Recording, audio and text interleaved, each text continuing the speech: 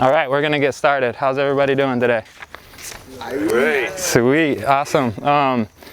Since we are kind of in this awesome outdoor setting and we're gonna be spending a lot of good time together today, depending on how quick we get through these scheduled solutions that we're gonna be making together in person today, in bulk, so we all get to take home. We may get through it quick. It might take us till 2:30, who knows? But we're gonna go with the flow.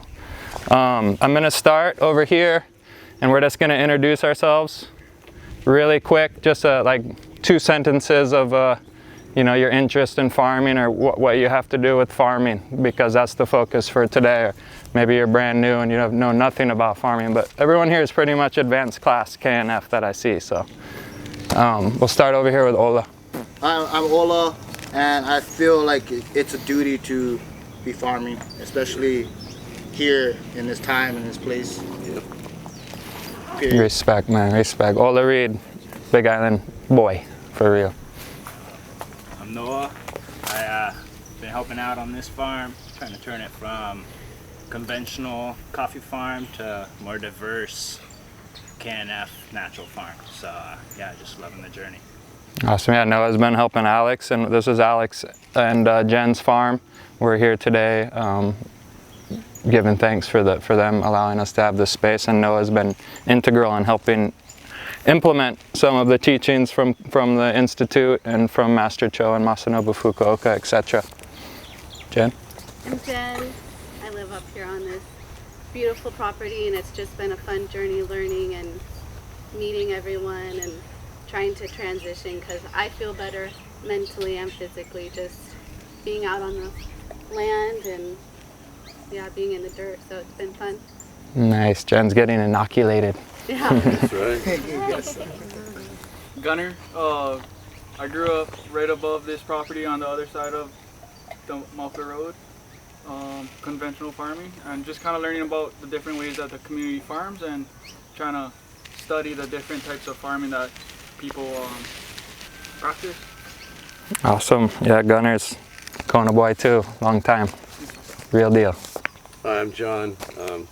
I just see what it does for the soil and what earthworms do. And I used to have a bunch of earthworms because my dad had horses, so I'd always take the horse manure, and the worms just loved it. And that soil was just like incredible. What anything would grow, you know, any single plant, because of all the microbes. Right. So John knows because the proof is in the pudding, right?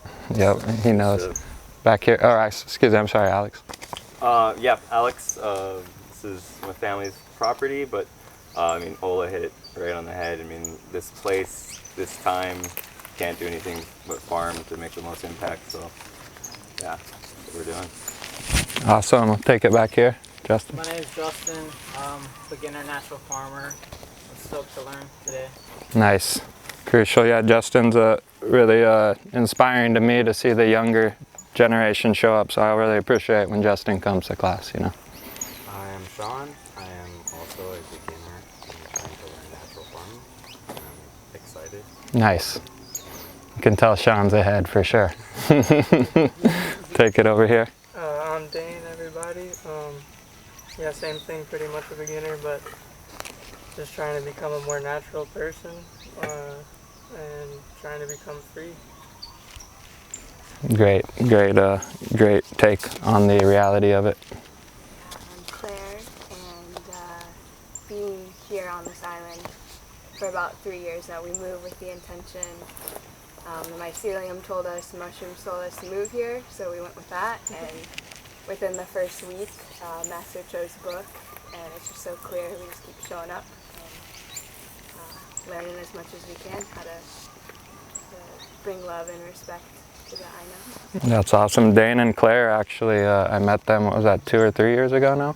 Maybe more? 3 years ago. I did a pop-up workshop at the Eva Cafe in South Kona, and I met these 2 wonderful human beings there, and they understood also the relevance of the message, you know, natural farming and the importance. Aloha guys, I'm Mackenzie. I was born and raised here, and like you guys are saying, just like, you know, you see a lot of change really quick. And I was gone for like 9 years and came back and excited to use a lot of this collaboration that we're building to like create a new wave to kind of move through the land. I think we're all ready to see a lot of change happen. And so it's exciting to see this collaboration coming. Big time. Great points, Mackenzie. Derek, yeah, I was fortunate enough to be invited and moved here with her.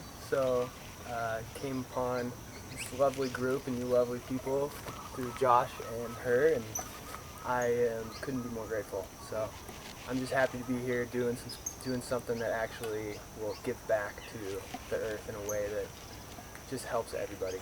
So That's awesome. Yeah, Derek's already, slaughtered himself in the community in a quick time, and he's helping with other aspects of the community too. So, right on, Derek. Aloha, I'm Renee. I have 3 children, and my main concern right now is food sovereignty for my family and myself. I'm also a medical student. I'm learning Eastern medicine, so I'm really interested in learning about growing strong medicine. Yeah. That's a great point. Really good point. She made a couple crucial points. Number one, food sovereignty and self-sovereignty. Really crucial ideas, concepts in these times, and we need to meditate on those concepts and really, think about what that means to us. You know what I mean? And actually track our day and track our lives of our dependency.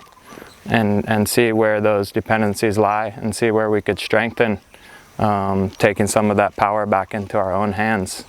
And at the same time, replacing some of these starchy, non-nutrient dense, nutrient missing foods and start, integrating packed local medicine and local foods and use food as our medicine, So that's what we're in the process of doing, and thank you for sharing that. Aloha, I'm Josh. I was raised in Hulualoa on a property that has coffee and all sorts of other things, but my dad taught me about permaculture at a young age, and we've been tinkering with pretty much every natural approach that you can.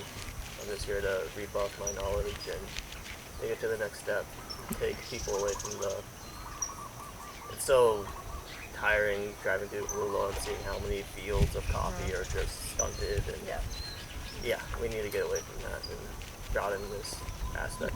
Yeah, I think, the people, it's like Bob Marley said, who feels it knows it. And I know that my heart is personally heavy, on a daily basis. And I try to also stay in happiness and stay positive as well, because that's a key aspect of health.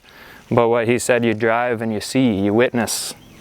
And sometimes you can't help but be faced with the reality of what's happening, and can no longer be ignored to maintain happiness either. And it needs to be addressed, and for real happiness to occur. Because when you see abundance, when you see greenery, when you see life on a farm, it generally brings you peace of mind and happiness. There's no doubt about it. I bet 99.9% of people would attest to that claim.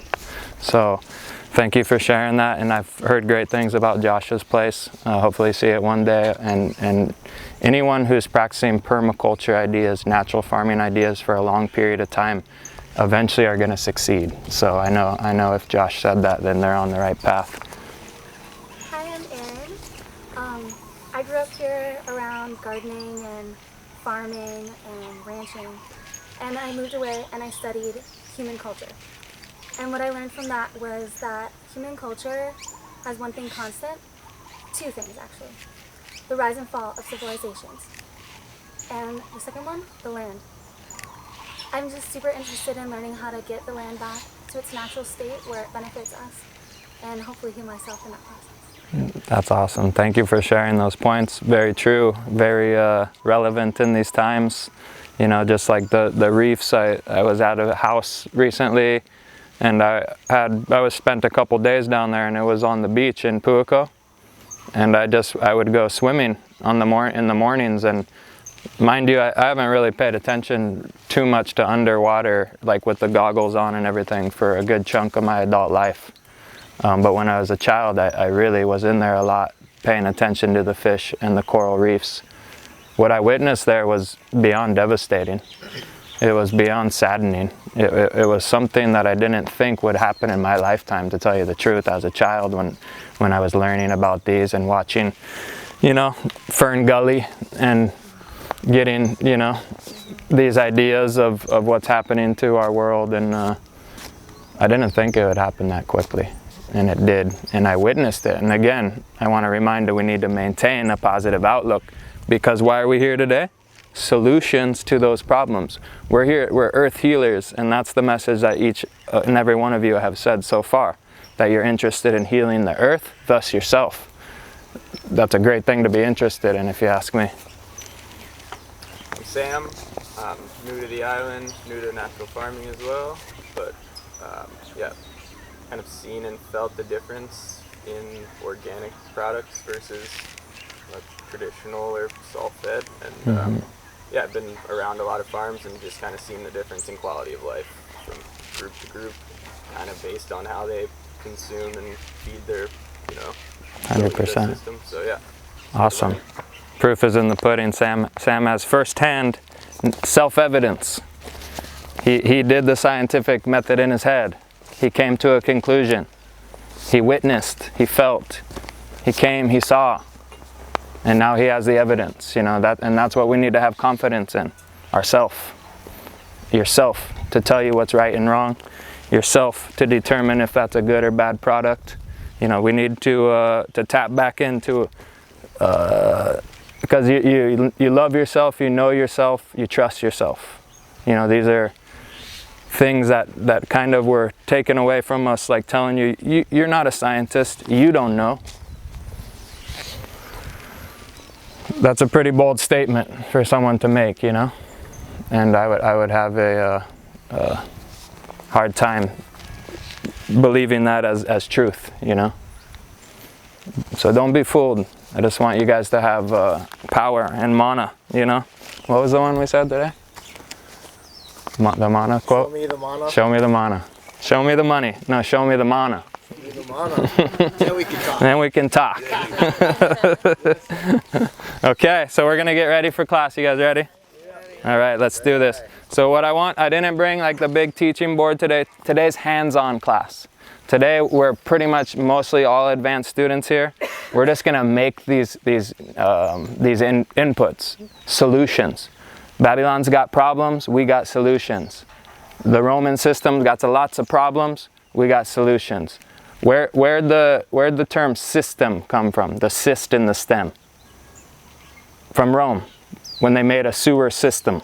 So that's the origins of what we're living in, and we're removing ourselves from that to get back into nature's system. Nature's, what's the better word for it? Nature's reality, nature's truth. That's what we're getting back into. So the point being, the KNF has 9 core solutions. Most of us here already know that.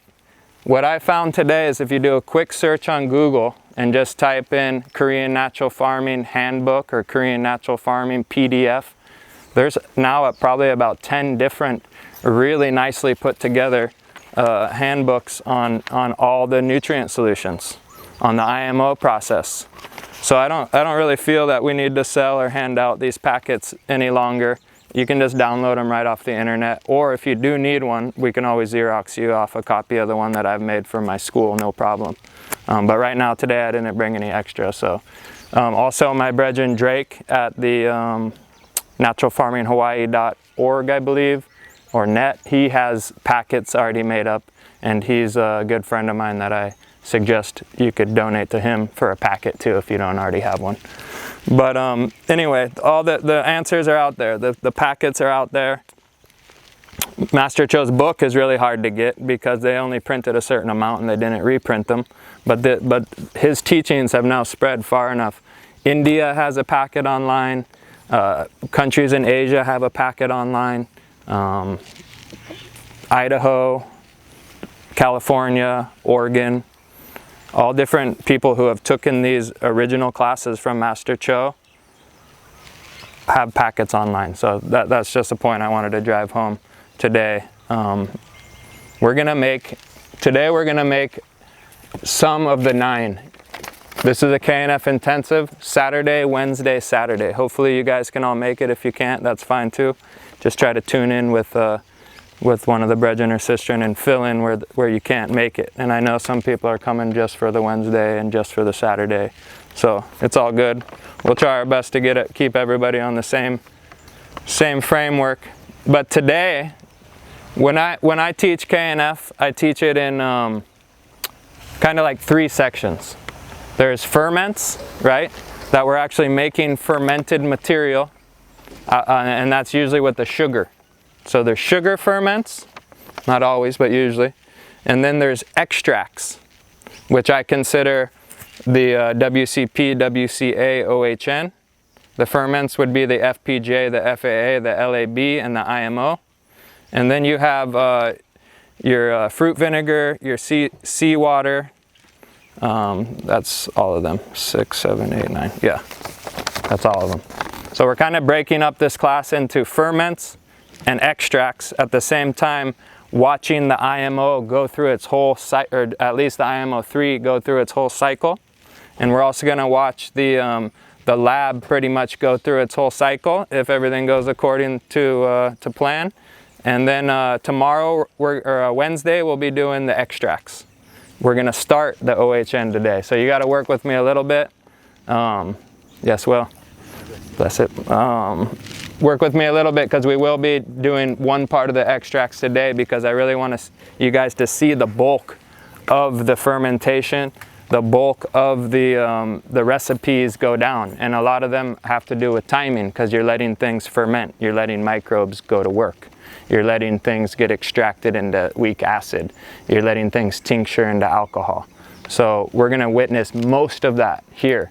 What's really cool we're going to do, and I think has the value of everything, is the IMO pile. We're going to show you guys IMO 1, 2, and start IMO 3. And by the time we're done with the class, we'll be finished with IMO 3, hopefully. So that's the plan of action. Any questions? We good? Everybody on the same page? So what we're going to do from here is we're going to break into groups and make FPJ. So we'll have like one station here, and one station over there. And what we're going to do today for FPJ, since we're making these nutrients to take home, and it's okay, Alex's farm is pretty neutral from being like a wetland to being super dry. He's kind of right in the middle. So we'll all benefit from his microbes as far as the FPJs go. They're not really dependent on the indigenous microbe as much as the IMO, which Alex will keep most of. Anyone else could probably take home a nice satchel to make some teas with and stuff like that as well. But some of them are crucial to make on your farm, IMO being the main one. Indigenous to your area. Not to say indigenous to the Big Island isn't going to help your farm on the Big Island too. So it's kind of gotta like use that head space and kind of use your own logic and not be too regimented, you know, rigid. Okay, so with the FPJ, I wanted to make what I call a 1, 2, and 3. A grow, a crossover, and a flower formula. Because that just makes sense. If you're growing something, you're going to want all 3 categories. And to do that, you pick your FPJ material accordingly. So what would be a good, if you wanted your plants to vegetate and to grow vibrantly green and to shoot out as much growth hormone and power into its growth and structure, what would you logically think to go out in nature and find to make a fermented plant juice out of? Anybody? Some kind of vine. Honu, vine, right. Exactly. Something in grass. Some type of grass. Fast growing vine. Beautiful. Those are all great answers. Great answers. Master Cho says the tips of those plants, vines, grasses. He loves purslane for that early FPJ. Things that grow vigorously and fast, just like these guys said, because we're capturing those growth hormones, we're capturing those signaling mechanisms, and we're gonna capture them, put them in solution, and then redeliver them into our own agricultural system. Brilliant. Big up Master Cho, man. The guy's like Genius, man, the sleeping prophet, Master Cho. What would we do without you, man? Give thanks. So we're gonna do that. So number 2 is a crossover. Your plant, your mangoes starting to flower, early fruit set. Your cannabis plant, you got hairs coming out of the bud sites. What would you logically harvest to try to encourage those things? Flowers. Flowers, things that are budding, right? Super simple, right? It's so intuitively simple to understand Korean natural farming once you understand the basic principles. Something flowering, something budding, okay? Unripe fruit, super early fruit set. Okay, so today what we have is, for number 1, we have honu honu grass. So we're all gonna chop up honu honu grass, mix it with sugar, equal amounts in what, weight or volume? Weight. Weight or volume for FPJ? Volume. Equal amount volume for FPJ. So all we're gonna do, we're not gonna measure anything. This is the Institute of Natural Farming KNF method. We don't got scales. We have human bodies with fingers and noses and tongues, ears and eyes and extrasensory organs. Okay? So we're gonna tap into those and depend on those. And we're also not gonna fear anything. We're gonna have full confidence that we're gonna do it right. Right? Yeah, that's what we're gonna do. So FPJ is equal by volume. FAA equal by weight. Okay, so that's something to always keep in mind, because that'll help you from over sugaring or under sugaring. Okay. All right, so then number 3 is your flowering formula. We're trying to encourage bud growth, fruit growth, not fruit sweetening yet, but fruit growth, the amount of fruits that are gonna set, all those kind of things. We want to pump some sugars in there, some carbohydrates to sweeten. We want some potassium in there to help with sweetening our fruit. Okay, so what would be a good number 3, like a finishing or a flowering? Ripe fruit. Ripe fruit. Ripe fruit. And Master Cho calls that a fermented fruit juice. I just use the same generic term FPJ because it's still a plant. And it's the real word for it. Does anyone know the real word for FPJ that Master Cho made for it? Alex? Green juice from heaven. Green juice from heaven. Green juice from heaven. Interesting. I'd like to drink some of that. Green juice from heaven. And we will be later on today. So FPJ is the first one we're going to do, and I'm just recapping right now so we all are on the same page for today before we break out. And the next one we're going to do is the FAA. We'll all come back together and we'll basically do a demonstration of the FAA because there's not too much involved with it. It's one of the simplest recipes. Both of these recipes are super simple. The FAA, I don't really like to touch the fish myself, so I kind of have this really just easy method that I do. And we'll show you that today. And we're also gonna start the, we're gonna show you hard cooked rice to start IMO 1 after lunch. We're also gonna start lab after lunch by taking the rinse water from the hard cooked rice we're gonna make. And we're gonna explain all that. So you guys aren't gonna fail at IMO 1. It's gonna be successful. Unless you did kind of what we did and rushed it, but we do have one that we're gonna check on today that we had set out about 4 days ago. And we did rush it a little bit just because we were trying to make it ready for this class. So it's a mystery if it's gonna succeed or not. I got good confidence in it though. It should be good. The rice was a little moist and sticky, but it's so dry around here, it might have balanced it out perfectly, you know? So you guys ready to make FPJ? Yeah. What we're gonna do is we're gonna have Noah and Ola kind of maybe each could take a group, like one of you guys could go behind Will's truck, one of you guys could go in this area here, and what we're gonna do, did we end up having a piece of Yeah, with cardboard. cardboard? Okay, so there should be, we'll lay down cardboard on the ground, get you a chopping utensil. One station can start the bananas, one can start banana flour. Oh, so for number 2, we're making banana flour, FPJ. And for number 3, we're gonna make basically like almost ripe banana. So that's the mission right now. So just kind of group up, you know, well, how many? 1, 2, 3, 4, 5, 6. Keep them all here.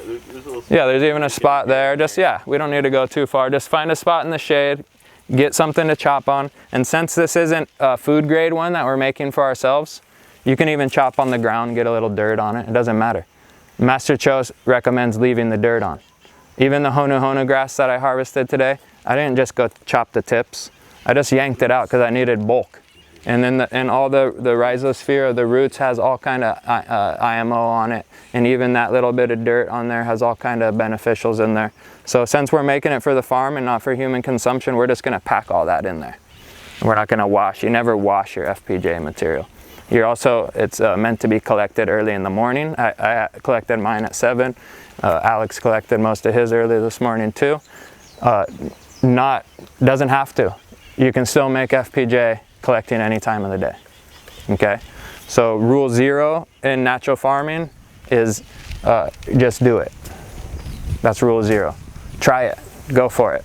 Oh, is this the right temperature? Is this the right shade ratio? Is this the right sugar ratio? I'm not too sure, man. Go ahead and try it, you know, see what you get, you know. And that, like honestly, that's my approach nowadays. Is like I set some cannabis out, or I got like a new food patch going, and it's you make 1, 2, and 3 FPJs, right? And then you just have enough for that round or for that season. And then it's so easy, you make some more. It's done in 5 days. So we're gonna do that right now. It's so easy. All of it's so easy once it becomes part of your life, right? Just like anything, right? It's hard to do something, or it might be not even hard, just challenging to the mind. But once you exercise those muscles, mentally, physically, like today, you manifest it. It's so super easy. Now it's just like going to the bathroom or eating food or something. It's just part of your life, you know? What was I gonna say? I was gonna say something cool, but I forgot what it was. So let's get started. If you guys wanna grab like the bananas, maybe just chop all the flowers off them. Bring the super small green bananas to one station. The thicker, almost, you know, the fatter bananas we'll bring to a different station. And then the honu honu grass. Maybe ripe banana, flower, honu honu grass. The honu grass, this is looking great. We're just going kind of for like 2 to 4 inch pieces. The grasses can fold a little more, so it's all good to, if some of them are longer, it's not a big deal, because they fold and don't take up like bulky space like a banana or a pumpkin or something would. So yeah, we're looking great with the grasses. Super high in nutrients like chlorophyll, plant blood, like all that good stuff, you know. Super wet. Yeah, you can already feel it juicing, you know, and that's why it makes a good FPJ as opposed to like a dry grass like California grass or one of these other type weed grasses. Yeah, they're not going to give you a super good yield of FPJ. So that's what's so brilliant about the honu honu grass. It gives you a fat FPJ yield, and it's actually one of the best. I compare it, and I think Master Cho would agree, to the purslane. Oh, really? Yeah, like it's in the same grade, like this, like high grade zone as the purslane, you know, honu honu grass. It was one of his, Master Cho's, first suggestions when walking a farm in Hawaii of a good FPJ material. Oh wow. Yeah. I've seen it. Yeah, yeah. So we got all that done. Is there any more? Sure. Let's pick up those. I think you guys might be the first ones done. So let's go ahead and scoot this. You can just bring this right over here. And since it's already in that container, we'll just go ahead and use that to mix. This one? Yeah. And if you You just do it by eye? Or? yeah, I personally do it by eye. And then because what you're trying to do is like really we don't want excessive sugar. There's like no reason to have too much. You know? Too little, we might not get the result we want. A little bit too much, fine, you know, but way too much is like why put more sugar than necessary, you know? So so we're gonna do it just like this. Like, we're gonna keep it simple, and you're probably gonna need a few more of these bags.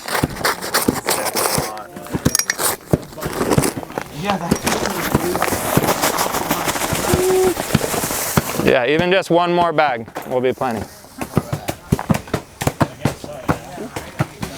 So what are you putting in there? So now we're just adding, so FPJ is just made of 2 ingredients, the plant material and the brown sugar.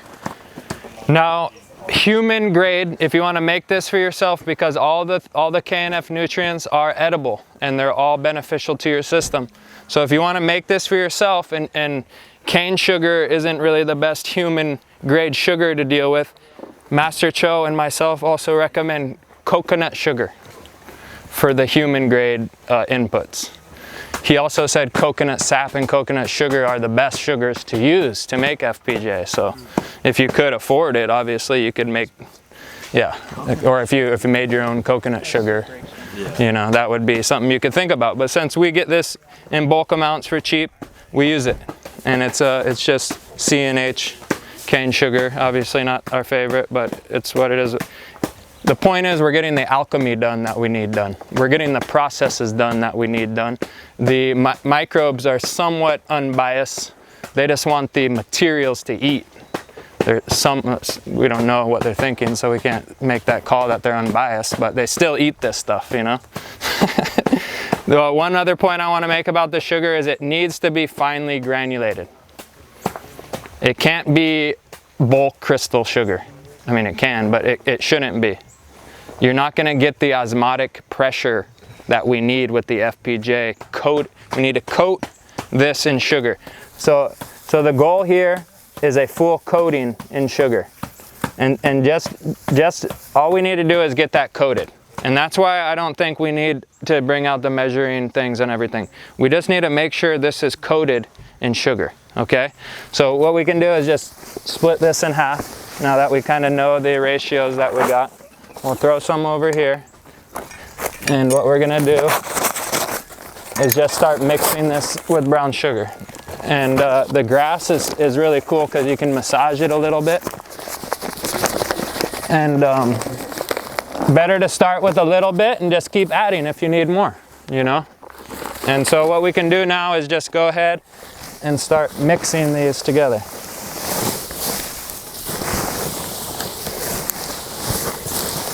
Like, I don't even need as much as I put in here. I'm gonna leave it on the side over there. And just, I mean, you could do this on the ground too, but cool to have a container, you know, just to keep everything kind of in its zone. And with the grasses in particular, they're kind of dry, right? The grass isn't really, I mean, the sugar's not really wanting to stick to it per se. It does a little bit. And that's where the massaging comes into play. And just a little bit of massaging with this grass material goes a long way. In Hawaii, they just say lomi lomi it, you know? Give it that lomi lomi love.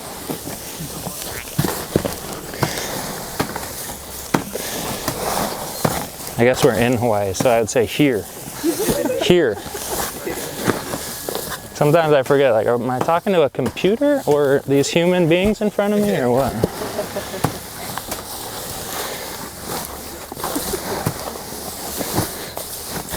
Man, this is looking good right there. How's that one looking? I don't know, you tell me. More lomi lomi? Less lomi lomi. That looks like a pretty good ratio of sugar too in that one actually already. But yeah, I would just massage these a little more. Brown sugar. Just to really get it stuck and get the process started a little bit. If I was at home, I might have already stuck it in a bucket and moved on to something else, but might as well do it super proper here.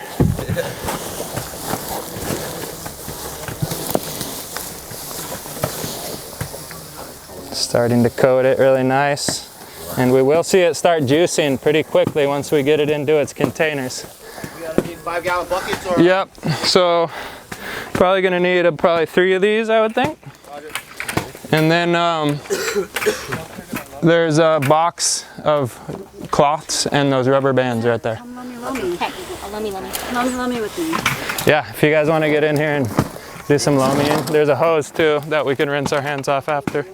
Yeah, trying over here. That will be necessary. Nice, this one's looking good. It's starting to juice up. Beach moss. Oh, I see that. Logan, you got me with your microphone. It's me. Watch out, her knee. Be careful. Yeah. Oh, I'm so sorry. It's all good. No worries. We got a tail over here. All right, so these are looking really good. We're not going to put that sugar in it. We're going to leave that out. So go ahead and, yeah, that's looking good, bro. Yeah, let's go ahead and get another one of those buckets. 5 gallons? Yep. And what we want to do is, here, yeah, let's do one at a time. Okay. And as we go, we're going to press it down. Get it really nice and packed. Sprinkle a little sugar in there just to let it juice up a little more.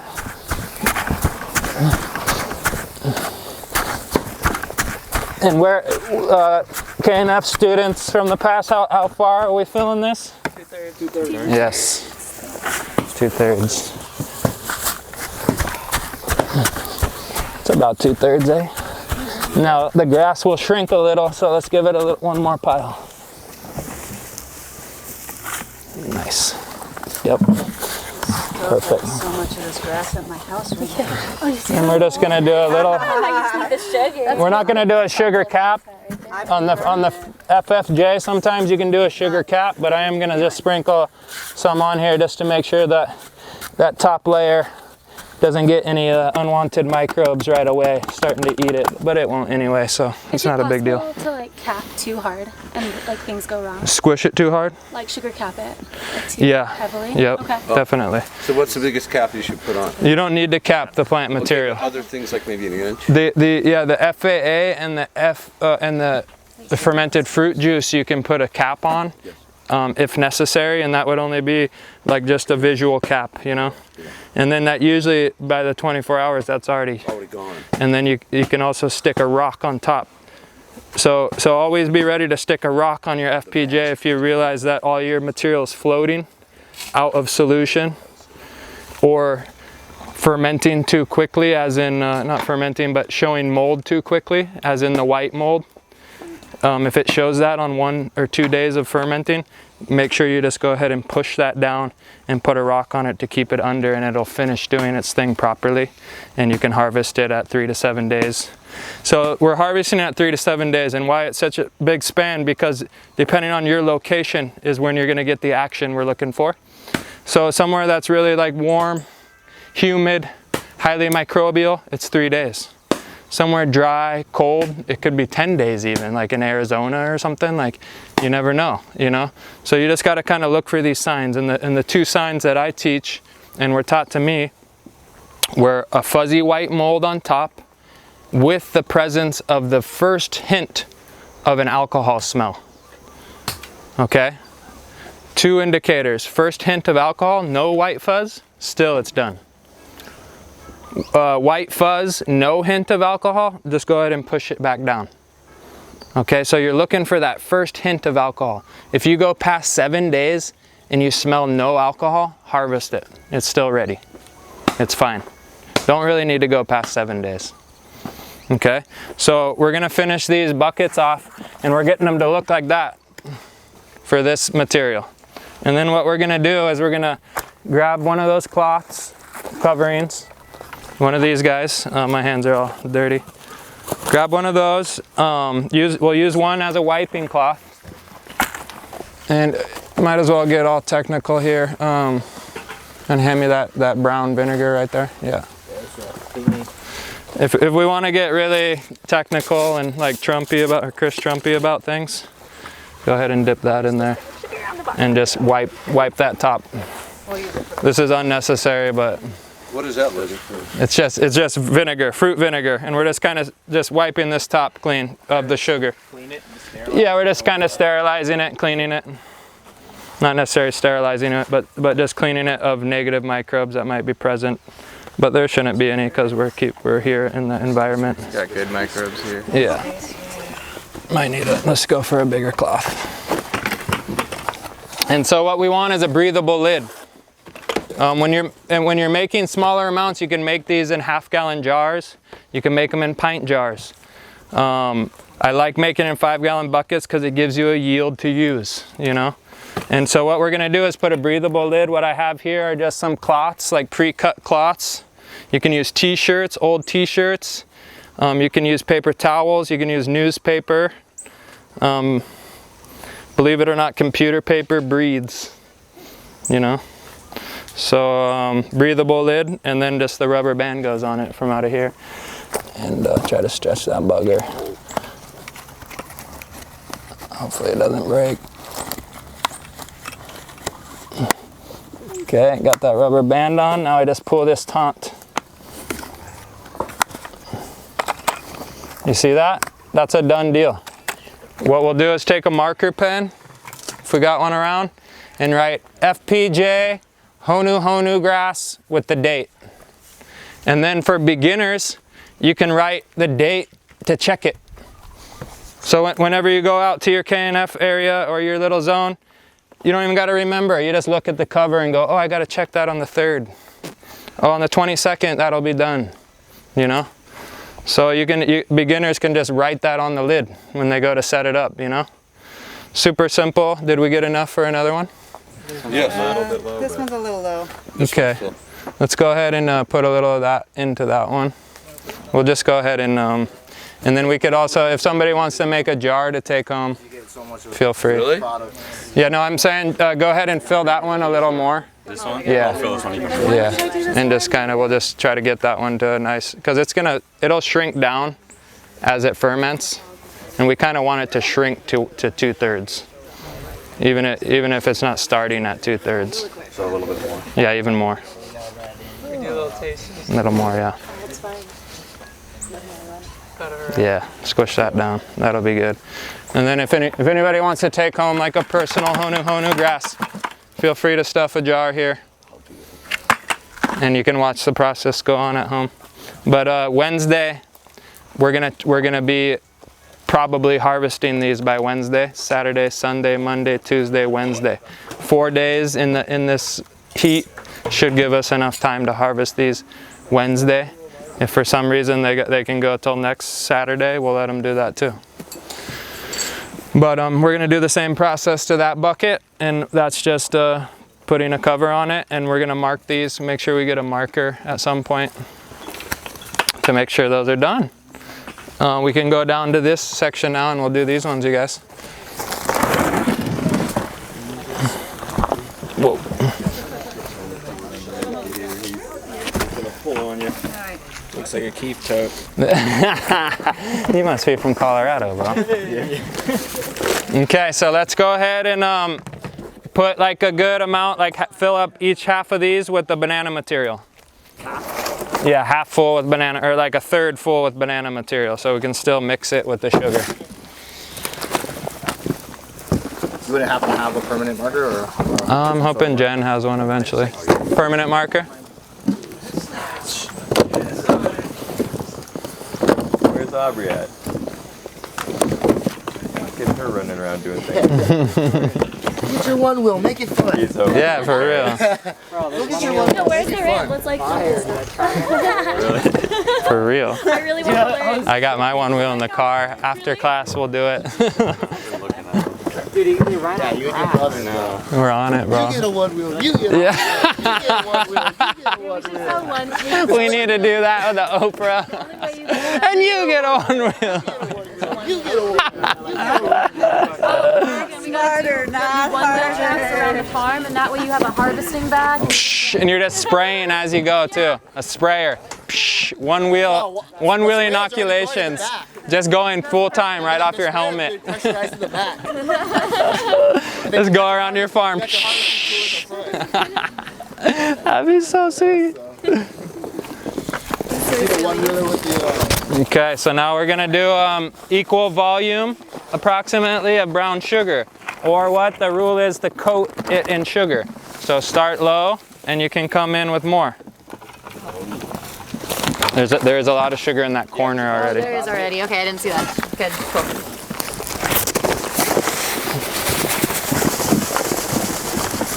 Nice. This is awesome. Wow.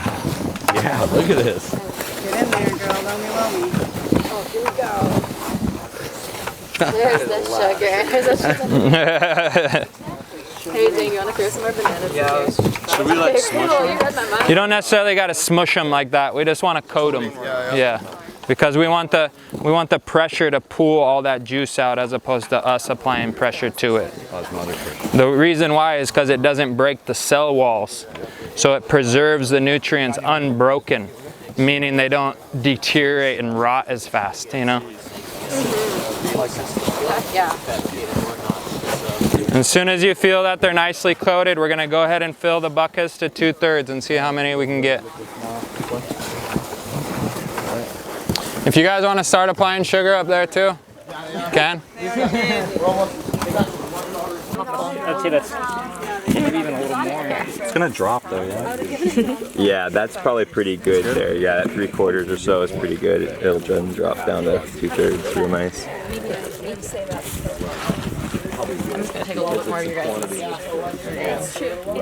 And the dog is like, what, 20 But it would get him sick.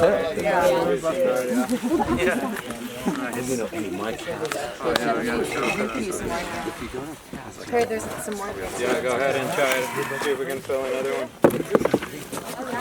And there's a hose right behind this car after you guys are done. You should have just dumped it in here, Justin. I don't know.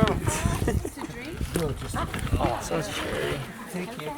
Yeah, there's a hose behind. There's a hose behind this 4Runner, black 4Runner, to rinse off after we finish. Make sure we get everything finished off good. It's a 10 by 10 garden for everybody. Yeah, that's pretty good. 2020 speed it up.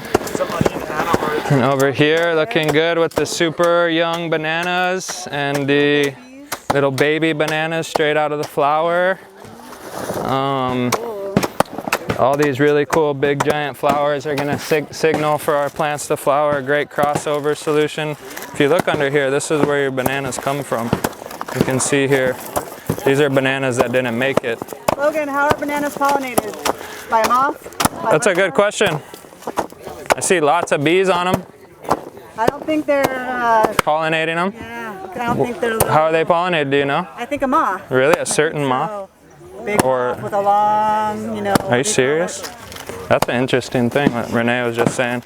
But here's these flowers, and these flowers all have potential to also become bananas given the right nutrients and the right environment, and obviously having the pollinators there as well. But these are all potential to be fruit too. With the KNF method, we should see bigger fruit stalks. More of this turning to fruit, less of it staying in the flower. That's the one.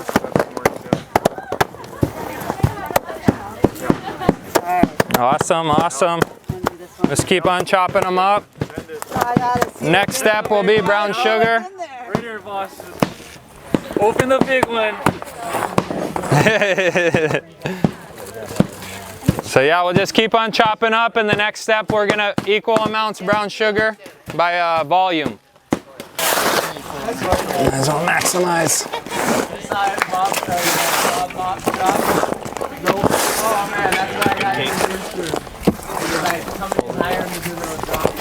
Good idea.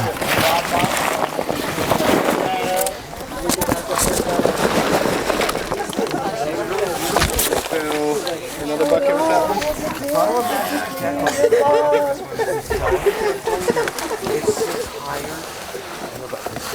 That one could get some more in it. Yeah, both of them could, because they're gonna drop down a little.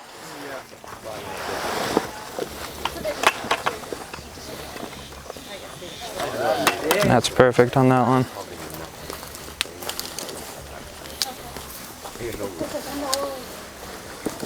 Loads. So much. Feels really nice. There's like a sugar massage. It's like a sugar massage. If we had some mid-size, make a third one. That's perfect on those ones. Banana starch.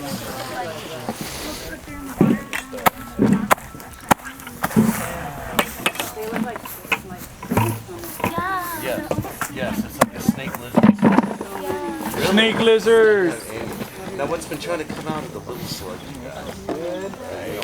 Sweet. Banana cross. Yeah, banana flower. Banana flower. And then I guess crossover. Put crossover. Banana flower, young fruit. FPJ. FPJ. Banana, yeah. Father Psalms juice. Because of the brown sugar, your hand just slipped right in there. Right. Alright, we don't need these jugs. And don't forget this one too, yeah, bro. Third one.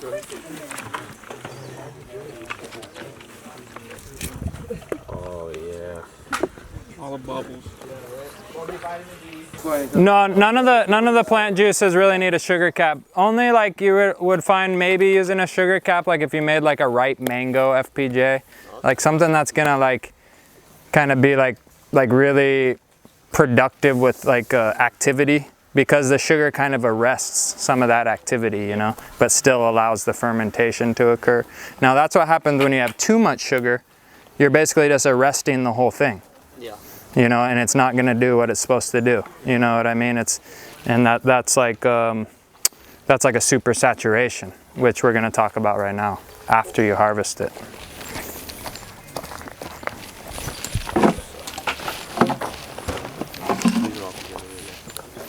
All right, we can. Someone want to volunteer to mark those up? Awesome. So we basically finished step 1 of FPJ. We made it. We packed it 2/3 full with a breathable lid. No bugs can get inside. Only microbial activity can take place. We got the 2/3, and that's the alchemy we're looking for, the magic number for that breathability. Sometimes if it's too full, you won't get the right reaction. If it's too empty, sometimes you won't get the right reaction. Sometimes you will, all depending on the environment. So for safety, we follow the recipe. You can see we had a lot more bananas, so we got a choke finishing solution. I'm guessing each bucket will yield over 1 gallon of finished FPJ, and so on and so forth. The Honu Honu will be the least yielding in my experience. So FPJ phase 1 is done. Another reason that Alex brought up of kind of cleaning that rim before we put the tops on, it's not quite about the microbial balance at that point. It is really more about the ants and the attraction of other bugs and stuff. So we're kind of just wiping that rim to get a little bit more sanitized from attracting ants and whatnot to our buckets. Any questions about FPJ? No, and we're going to harvest these Wednesday, granted that they're finished. So we're looking forward to that, and that's the reason why the 3 days, so you guys can witness all these processes go down. Super important. I felt that the classes in the school were awesome, but I felt that the majority of people weren't really actually doing what they learned. So I wanted to kind of cut out that middle ground of gray area and have everyone come here today to actually make them together. And that was the whole purpose of the bulk and us all coming together. And I'm glad that it's mostly familiar faces returning, because I feel we all deserve to have these nutrients in our possession so we can witness and then keep spreading the word on to the next set of people. So FPJ, we're pretty much done with phase 1. We're going to stick these kind of in like a cool shaded area out of the rain, not necessarily sealed in a room or locked in a house or anything like that. Best case scenario, you have an open barn structure or maybe a greenhouse, some situation like that you could store them in. Something where the air is moving around and stuff like that. Of course, you know, you could also stick them in your room if you had to. You know, but basically the best to do it, you know, don't limit yourself. Next we're gonna make FAA, and that's the fish amino acid. So, I don't know, do we have any gloves around? Or I think Ola might take the lead on this one. I mean, I'll do the modeling. Yeah. Oh, that sounds brilliant. Let's go ahead and someone bring that cutting board over here, that big cutting board. And then we're gonna want, I don't know, is it in sections or they're in full? It's already sectioned out. Oh, perfect. Yeah, it's easy. Oh, easy kind. Okay, so we might not have to cut anything, and then I'm also gonna share with you my technique of how I usually do it without handling the fish too much as well. So if someone wants to bring over that bucket of FAA material, and FAA, we're gonna get into that right now. It's fish amino acids. So the FAA is crucial component of natural farming, being that the reason that I love it so much is that we're taking a byproduct. Yeah, people eat fish, right? People eat fish. We know that. They throw away the carcass usually, right? We understand that too. To honor the life of this being that was on the planet Earth, living, breathing, thriving, doing its job in the water. So are fish just swimming around? Is that the purpose of a fish on planet Earth, just to swim? Maybe like get nice and fat so humans can eat them? Is that the purpose of a fish? No, the fish is part of an ecosystem, the web of life. The fish is doing a job just like the lactic acid bacteria is doing a job, just like the birds are doing a job, just like we forgot about our job, but we're learning how to do our job again, you know? So that fish though is really important to me as another living being on the planet Earth. That fish deserves honor because he breathed the breath of life through his gills. So to honor him, we're not going to throw his carcass over the side of the road. To honor him, we're going to return him to Mother Earth from whence he came, or her, right? So that's why I like FAA. I like FAA not because I kill fish and eat them, because I get to honor the sacrifice that the fisherman made and return him back to his rightful place and elevate his status as an earth feeder, as a microbial stoker, you know? So FAA, we're helping finish a cycle that someone else started, right? The people ate the food, they got nourished, but the carcass just got thrown away, right? I mean, the flies need to eat too, so something ate it, but we're gonna honor it, okay? So that's what we're doing today. And inside here, luckily Ola brought some fish waste. So what we're gonna do is like the super simple version. Can you grab me a brown sugar version? Super simple version of FAA. And so usually when I make FAA, what I'll do is I'll just grab, because usually the fisherman will give it to you in a whole body. And depending on the size of your bucket, obviously you're gonna be able to work with the scrap you have. Today we have enough, we'll fill up some of these 5 gallons too. But what I do is I put a layer of brown sugar on the bottom, stick the head in there, pack the head with brown sugar, break the back, put some more sugar, break the back, put more sugar, break it until the tail, pack the tail, more sugar, put the lid on. That's how I usually make FAA. Today, luckily, Ola has already cut some of these into pieces. So if you don't mind dealing with the fish, you can chop them into usable sizes, you know, 4 to 6 inch slabs or backbones, or cut the head off, you know. So just, it all depends how much you want to touch this thing and deal with it, you know. Me personally, I just want to get it done, you know.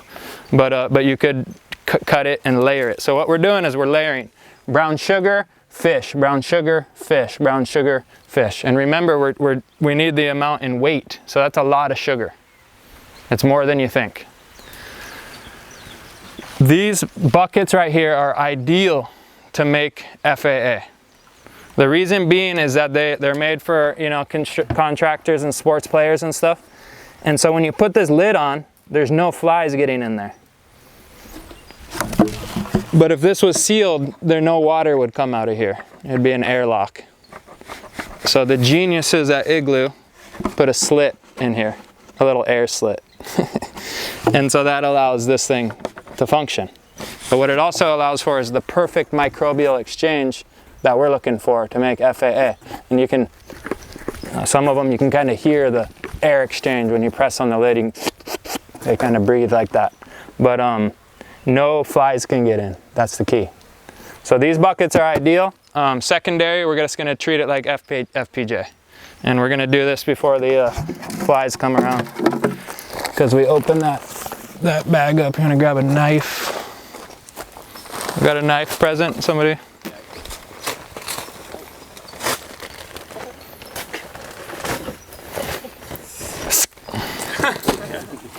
Oh, nice. Didn't even need it. Had the human knife. Okay, so what I'm going to do is put this down, and let's just start layering this, Ola. You see it? Show him that slab, how perfectly cut. He already got some like cut into perfect slabs to make this. And then we'll do a whole layer of fish. And then we'll get a nice layer of sugar. How come with the FAA you want to layer it instead of... Because of the volume and just touching the stuff. Okay. Yeah. But you're going to use a lot more sugar than with the FPJ. It's not just a coating. We got a different set of these microbes that are already all over this skin going to town, right? Okay, let's hold off right there. Hey, pack that all down. Pack that down really good. Beautiful. Beautiful. Yeah, let's do another layer of fish. And so what you're gonna do after day one of setting this up, that'll probably be perfect. We'll go ahead and finish that whole thing, yep. That'll be enough for this bucket. And we're gonna put a nice sugar cap on this thing. Let's press it down first and then we'll cap it. And it seems to me, FAA, it's super hard to put too much sugar. I mean, of course you could, and it would just like arrest everything that's happening and it would just sit there because no microbes can move because they're all bloated with sugar. Super saturated. They're super saturated, but it's pretty hard to blow it with this guy. Right. Especially if there's no liquid already, yeah. Right, and if you're uncomfortable, go ahead and weigh it. There's nothing wrong with weighing it. It's awesome. You can do it. You know, I just don't do that personally, but I did when I first made it. You know what I mean? So weigh it, you know, follow the recipe. As KNF, I always suggest follow Master Cho's original recipes first. White rice. Yeah, you could use other substrates. You could use brown rice, but he said to use white rice. So let's just try that, get successful at it, and then experiment later. Have you heard of like the bamboo stump technique? Collecting IMO. So Master Cho recommends bamboo groves as the #1 place to get IMO. Wow. And ideally, if it was 40 yards above your farm. So say you had a bamboo grove 40 yards up there. He says that's the ultimate spot to get IMO. And even when I was at my level 1 course with Master Cho, he goes, bamboo patch, and he's explaining it, and you know, I raise my hand and, hey man, all over my farm I see white mycelium like under trees, and if I lift up this and that, can I collect there? And he kind of scolded me. He said, what did I just say? Get it from the bamboo patch 40 yards above your farm. But you know, he was just saying like, do what I'm saying if you want complete success. Of course, we're gonna adapt the message. We're gonna adapt the message. Undisturbed forest, 40 yards above your farm or on your farm. The reason that you're going up is that the microbes at a higher elevation tend to be more resilient. So you're taking those more resilience and bringing them into your farm. But they're still indigenous, they're right next door. So undisturbed forest, apex forest if you can, looking down at the ground for mycelium, and that's where we're gonna do our catch, but we're gonna get into that later. I don't even know why I was going off about that. So to finish off the FAA, look at that, this is perfect. about a third. That's going to shrink some. The fish usually does get a rock on it because it'll end up floating. If somebody wants to just get a moist cloth, we could wipe this down and finish this procedure off. And basically what we're going to do here, I'm going to walk you through the other steps, but on Wednesday we're also going to check this. When I do the final seal on this, I'm just going to put this lid on here like this. I'm going to mark it with the date, FAA. Tomorrow at about 24 to 48 hours, I'm going to come out here and I'm going to lift it off and just smell it. If you smell any rot, put a new sugar cap on it. Because in about 24 to 36 hours, the sugar is all going to be liquefied. Thank you, sir. And if you smell any rot, and so bad anaerobic microbes smell nasty, and that's telling you something's rotting. We're looking for aerobic activity, hence the breathable lid. And for that, it's not going to stink. It's not going to stink. It might smell fishy or oceany, but not stinky. Not where it's like offensive, you know? So if you have an offensive odor, then you need to sugar cap it again. Sometimes I've sugar capped it like 4 times, and then all of a sudden it reaches equilibrium, you know? One time I made it in one of these, or no, several times I made it in one of these. And as you can see, it's hard to get a seal. There's all these there's nothing, you know, there's all these ridges. So the first week I would check it and there'd be maggots all up in the top rim, you know, but I'd sugar cap them. And by the end of about a week and a half, I came out and it was perfect. You know, it was at equilibrium. So even though there was flies getting in, I kind of just coached it along and stayed on top of my game. And by doing so, I saved that whole batch. So now I have like I got 2 of these full of FAA at home. And then we checked them just recently. Drake came over, we did like a walkthrough of my farm and we checked these for the first time.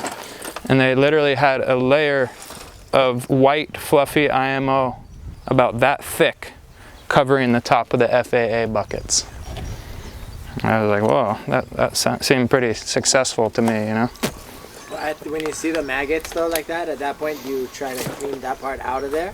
Or do you just put the sugar right on it? Yeah, so I smothered them with sugar, hoping for the best, exactly.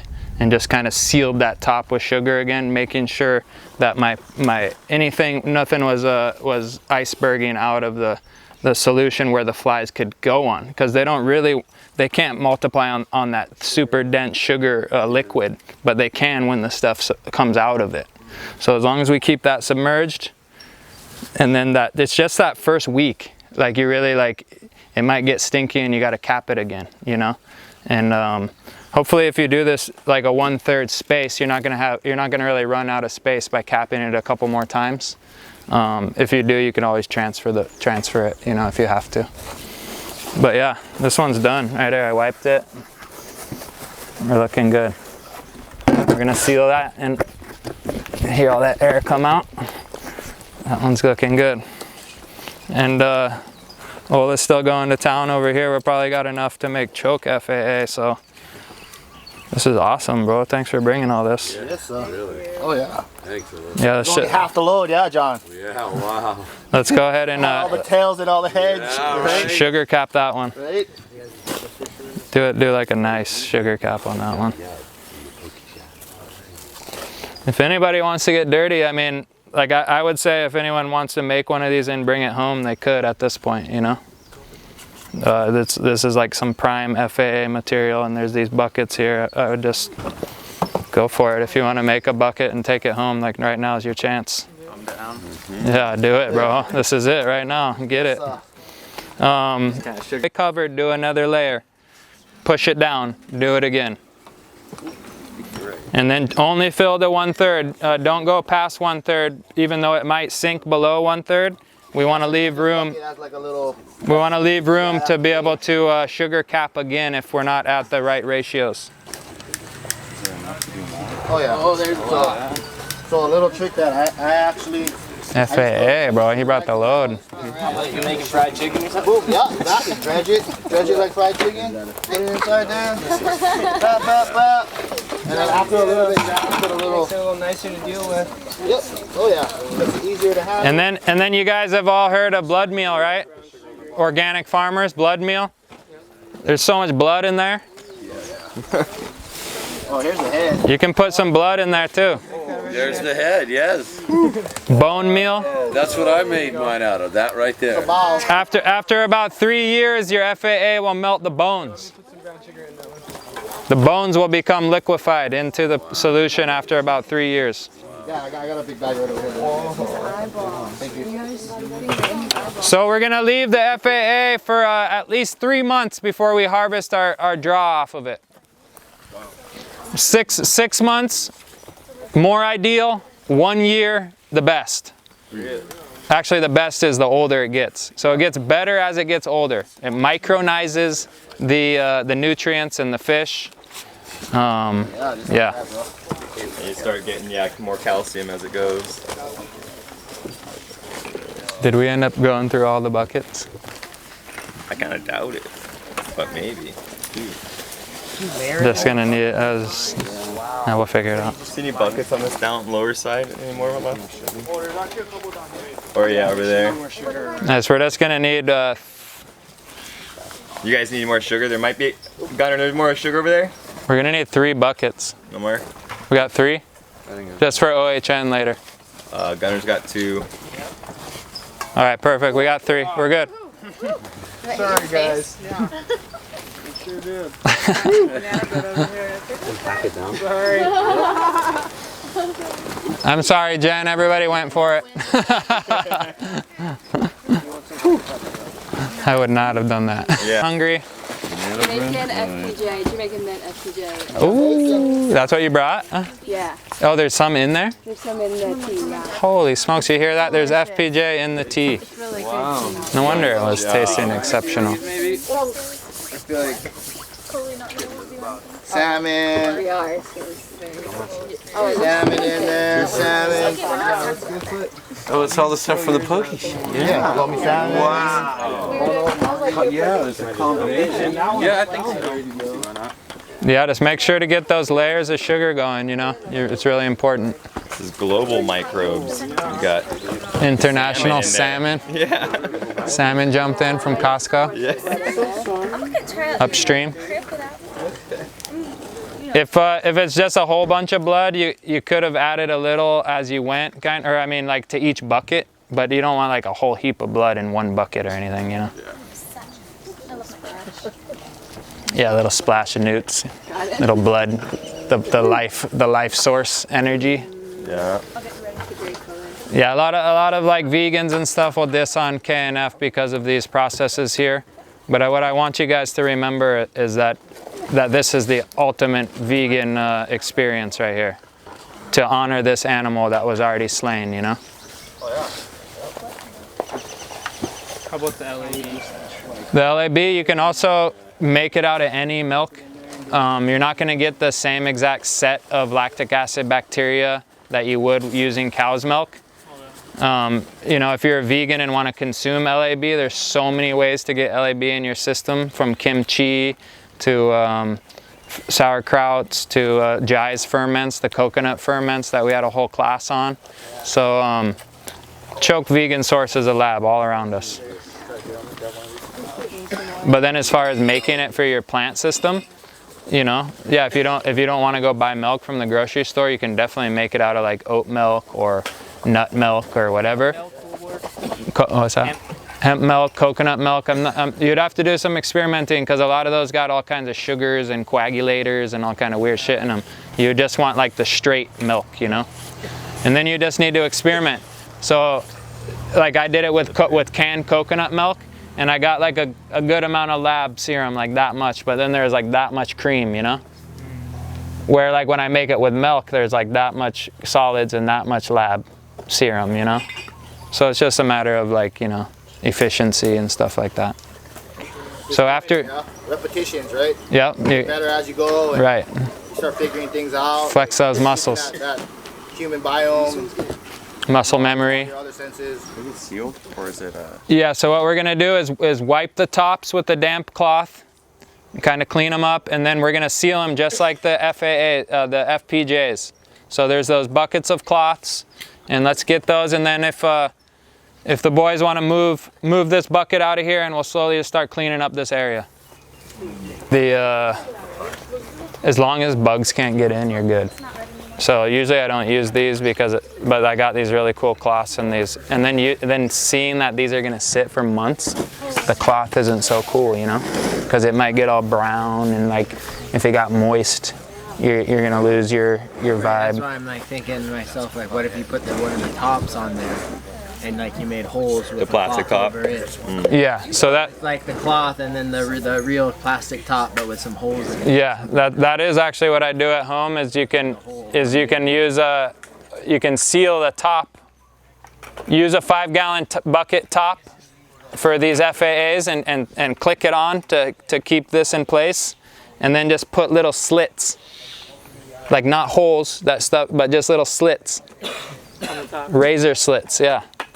And then you even got a better breathable lid, you know, even more bug resistant. But you don't need a cloth at that point, so that the flies. Yeah, you could have the cloth under still. Yeah, you could still have the cloth under, because over time, this is sitting for three months to a year. Over time, these cloth lids can deteriorate. So on the FPJ, they're ideal, but on the FAA, you might want something a little more durable and long-lasting.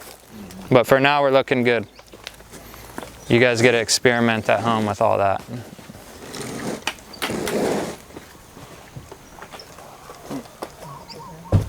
So this is like your primary nitrogen? Yep, okay, yeah, so benefits of FAA, primary nitrogen, just like Sam said, loaded with nitrogen, water-soluble, ready available nitrogen.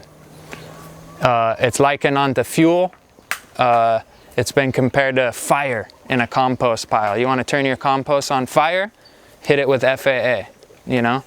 You need a boost of nitrogen in your system, hit it with FAA. But let's talk about other benefits of FAA.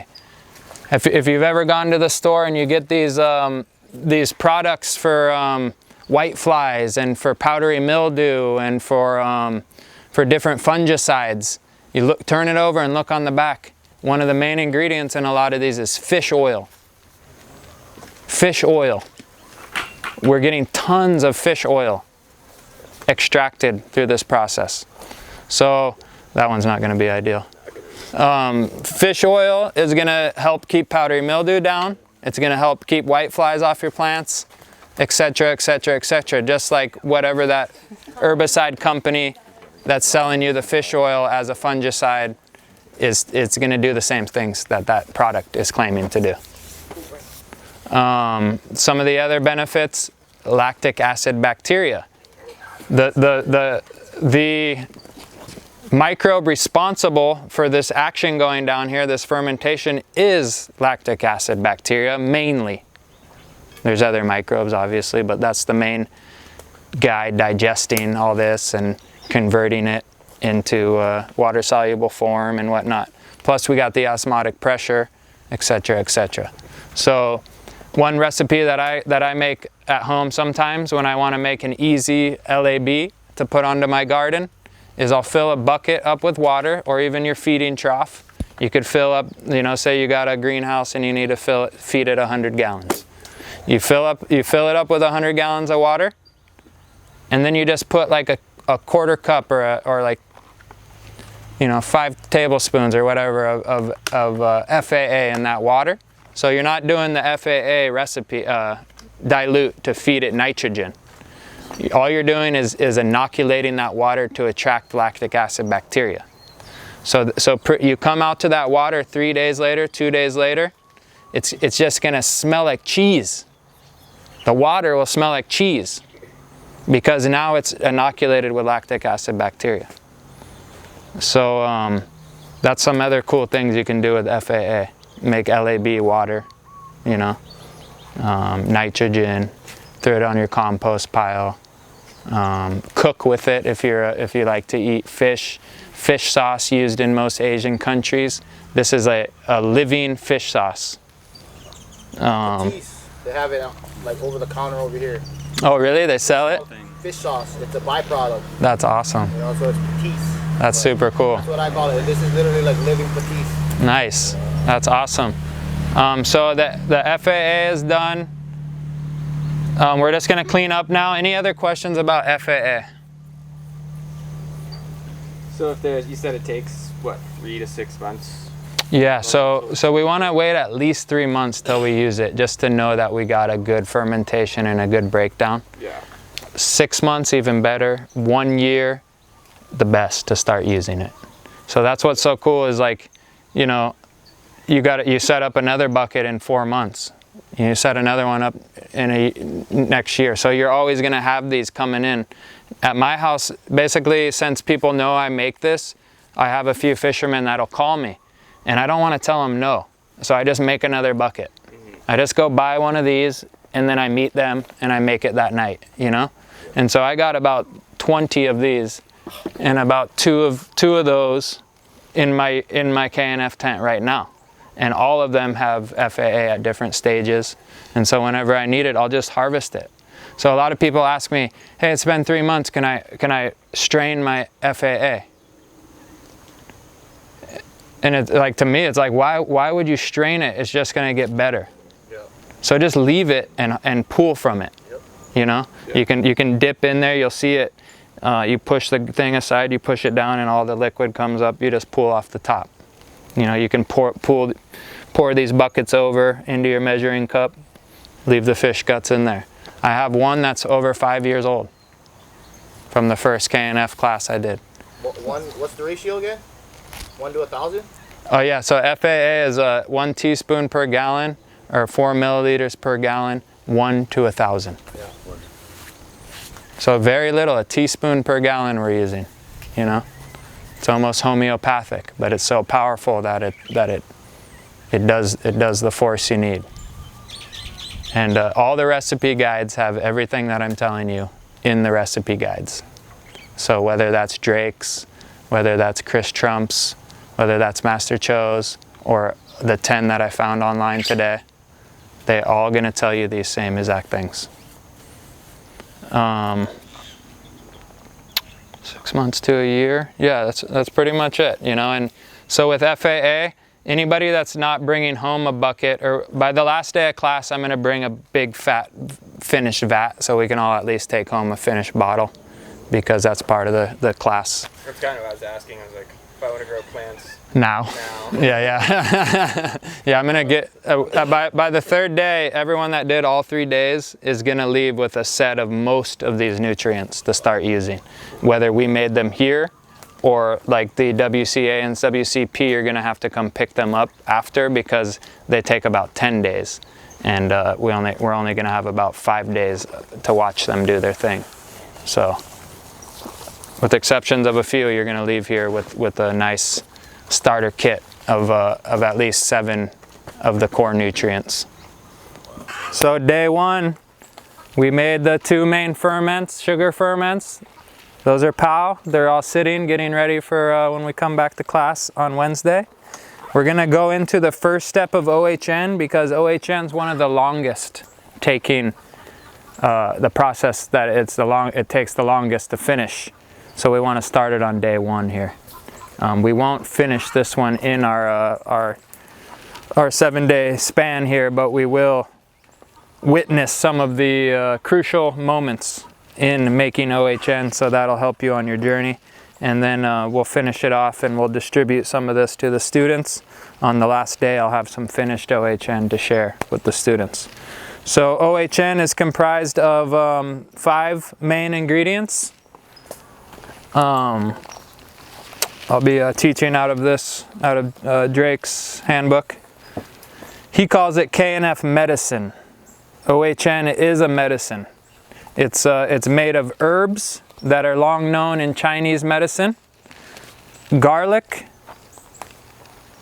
ginger, angelica, cinnamon, and licorice. Those are the 5 ingredients. And what we're going to be doing is, first we're going to be fermenting them, and then extracting them just like a tincture you would find in a health food store. So we're tincturing herbs. But first we're going to ferment them to unlock their glory, to unlock their potential, to unlock the constituents that give you the medicinal parts of the herb. We're going to ferment them first to make those more readily available, more extractable, and then we're going to extract them with alcohol. In America, easy access to large quantities of vodka. It needs to be 80 proof. You know, it doesn't really need to have much flavor to it or anything, so vodka is a good choice. In Korea, they have rice, hard rice, I think it's called soji, or something like that, but it's also an 80 proof alcohol. So any 80 proof alcohol, if you I'm not sure if like a sake or something would work. It might be a little too not so 80 proofy. So what we're gonna do is tincture each one of them in their own bucket. And so we're using 5-gallon buckets, and we're gonna up the ratios. Usually this is made in using the half-gallon jars, because that's a really easy personal setup. And by the time you're done, you went through 5 gallons of alcohol. Something like that, yeah, because you're gonna tincture it 5 times and you're filling it up. So I don't know if it's quite that much, but you're I think it is 5 gallons. In the end, yeah, so if you use this, in the end, you'll have 5 gallons worth of OHN. So multiply that, we're gonna have like loads of OHN here, you know? I think we're gonna end up with 5, 10, 15, 20, 25, 50 gallons of OHN for what we're making right here. And we're gonna have a lot of vodka purchased from Costco to do that. What do you feel you guys were doing with cinnamon, licorice, ginger, garlic? What do these herbs tell you? What's the energy? What's the vibe of these herbs? They're medicinal. What? Heat. Hot. They're spicy. They're heat giving. They're warmth. Chi energy. Right? They're also, all of them are known to help with digestion. Right? Ginger, cinnamon, you know, ginger in particular. Digestive, stimulating. They're all stimulating, right? They're known with that chi, that stimulation energy, you know? What else do these herbs? They ease digestion, and one other thing they do is they actually enhance reproductive ability in your nature and in humans. So chi giving, heat, digestive, breaking down, right? That's what we want happening in our soil, right? We want nutrient cycling, right? We want nutrients being digested and readily available to the plant by the microbes, right? So we're going to stimulate those microbes with medicine, and we're going to help them do their job by giving them more powers, tinctures, just like we would give ourselves and our gut biome and ourselves to do those same things. We're going to give it to our farm, which is really cool. So in a half-gallon jar, you would need only 200 grams of dried herbs, or 1 kilogram of fresh herbs. So if you do the math for a 5-gallon, that's 2,000 grams of dried herbs. And the first step of OHN is rehydration. Now, hopefully you're pulling this out of the ground, the ginger. That would be ideal. And it's super hydrated when it's straight off the farm. Okay, so ginger, we don't need to rehydrate. And Ola is gonna bring some local ginger for our brew. We're gonna do a mixture of this imported and some local to add some vibes to this ginger. Garlic, when it's pulled out of the ground, it doesn't need to be rehydrated, but how do you sell garlic? What do you do first? You hang it and dry it, right? So it's lost a lot of its moisture. So we are gonna rehydrate this with the rest of the herbs today, okay? This is Angelica. from the Chinese herb shop, and then I got cinnamon from the Chinese herb shop, and I tried to, and I believe I did get the exact variety that Master Cho recommends. So Angelica, I know there's about 3 or 4 popular scientific name, different varieties, you know. Cinnamon, there's several. And licorice, there's a few. Technically, you can get away with using any of them, but the ones that Cho recommends would be the go-to varieties to try to find. A Chinese herb shop is the best source. Sometimes you can find them on different Frontier and these different kind of herb, you know, really high-grade herb sources and stuff online. And yeah. Any questions so far about the OHN? No? Could I get one of the boys, Noah or Ola or somebody, to, what you're gonna do is just empty these into here, and since they've been sitting in my cupboard so long, there's a little bit of mold growing on them. Spray them down with clean water. Okay, cool. And we'll get started with the licorice while they do that. So we need 1,000 grams, right? Or 2,000 grams. So if somebody can convert, let's see, convert 16 ounces into grams for me, 28 times 16. 454. 450, there you go. Yeah, 453. We should all know those ones. 454, right? So how would we get 2,000 with how many bags? 4 bags, approximately.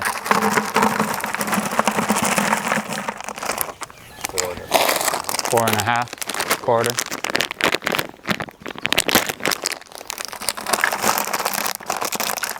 Nice, use it. Nice potent herbs straight from the Chinese import shop. And I went for a few different cuts here. Like some of them, they had them more shredded. But you don't really want anything powdered. You don't want powdered cinnamon. One time, the first time I ever made it, I made it with like a semi-powdered, chipped up cinnamon. And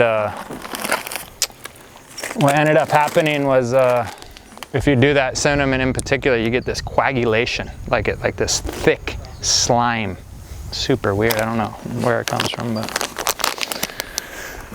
So we got 3 bags in there so far? Yeah. Just from these herbs sitting around, they got a little bit of mold on them.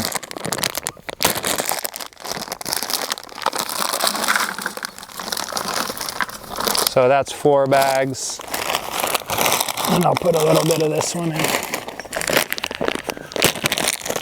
And so since these have different densities, the herbs in the actual bucket are going to look different, ratio-wise. That's fine. Okay, so we should have 2,000 grams of licorice root in there, and we do. And then we're gonna go with the cinnamon. And mind you, most people don't make this much OHN, but you know, we might as well. We got the herbs, we're doing it, we're here. These are also 1 pound, so same situation.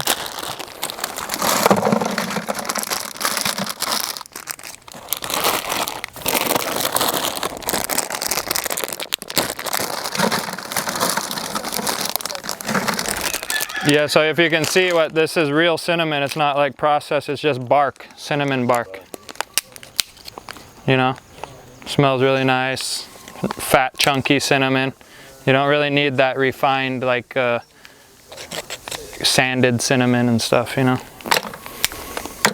But you do want it to fit in your bucket and not necessarily. The only thing that matters is like making it work, you know what I mean? So this one's kind of like wanting to like go up on the edges, you know, so I'm just gonna do this to it.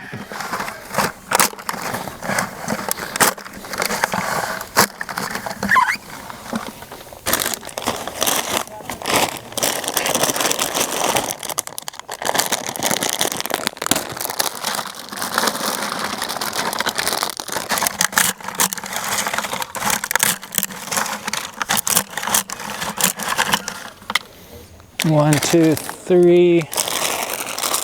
One more of these.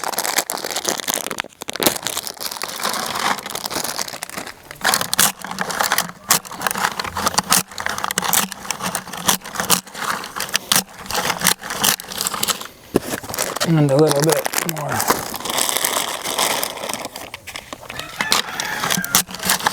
And that's about 2,000 grams there.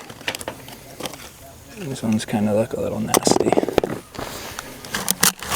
Okay, so we got those two, and he's working on the Angelica, and we have just enough Angelica, so that's going to be perfect. And the last one we were going to do was the garlic, and we need about 1 kilogram per half-gallon jar. So 1 kilo, that's 2 pounds, right? So here's a kilo. So that would go inside a half-gallon jar. We need 10 of those, right? For a 5-gallon bucket.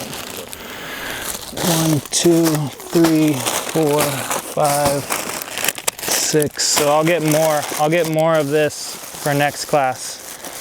But in the meantime, what we need to do with this is actually chop it up. So in a second here, we'll chop that up too. But I just want to show you guys the next step. Not sure if we have enough beer either. I might need to get more beer.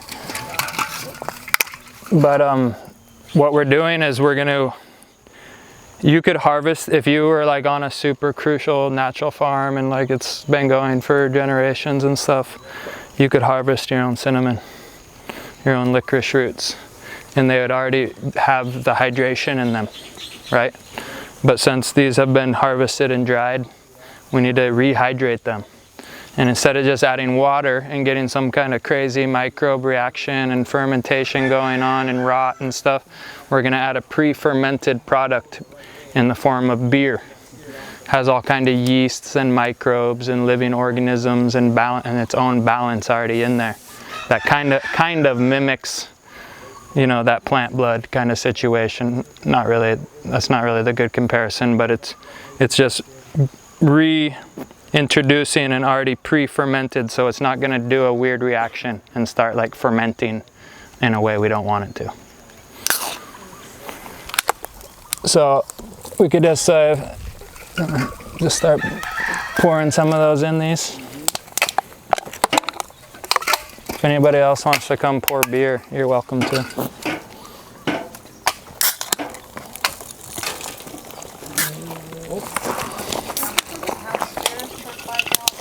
That's it. That'll be good to find out. Let's stack them right there, the ones that go in there.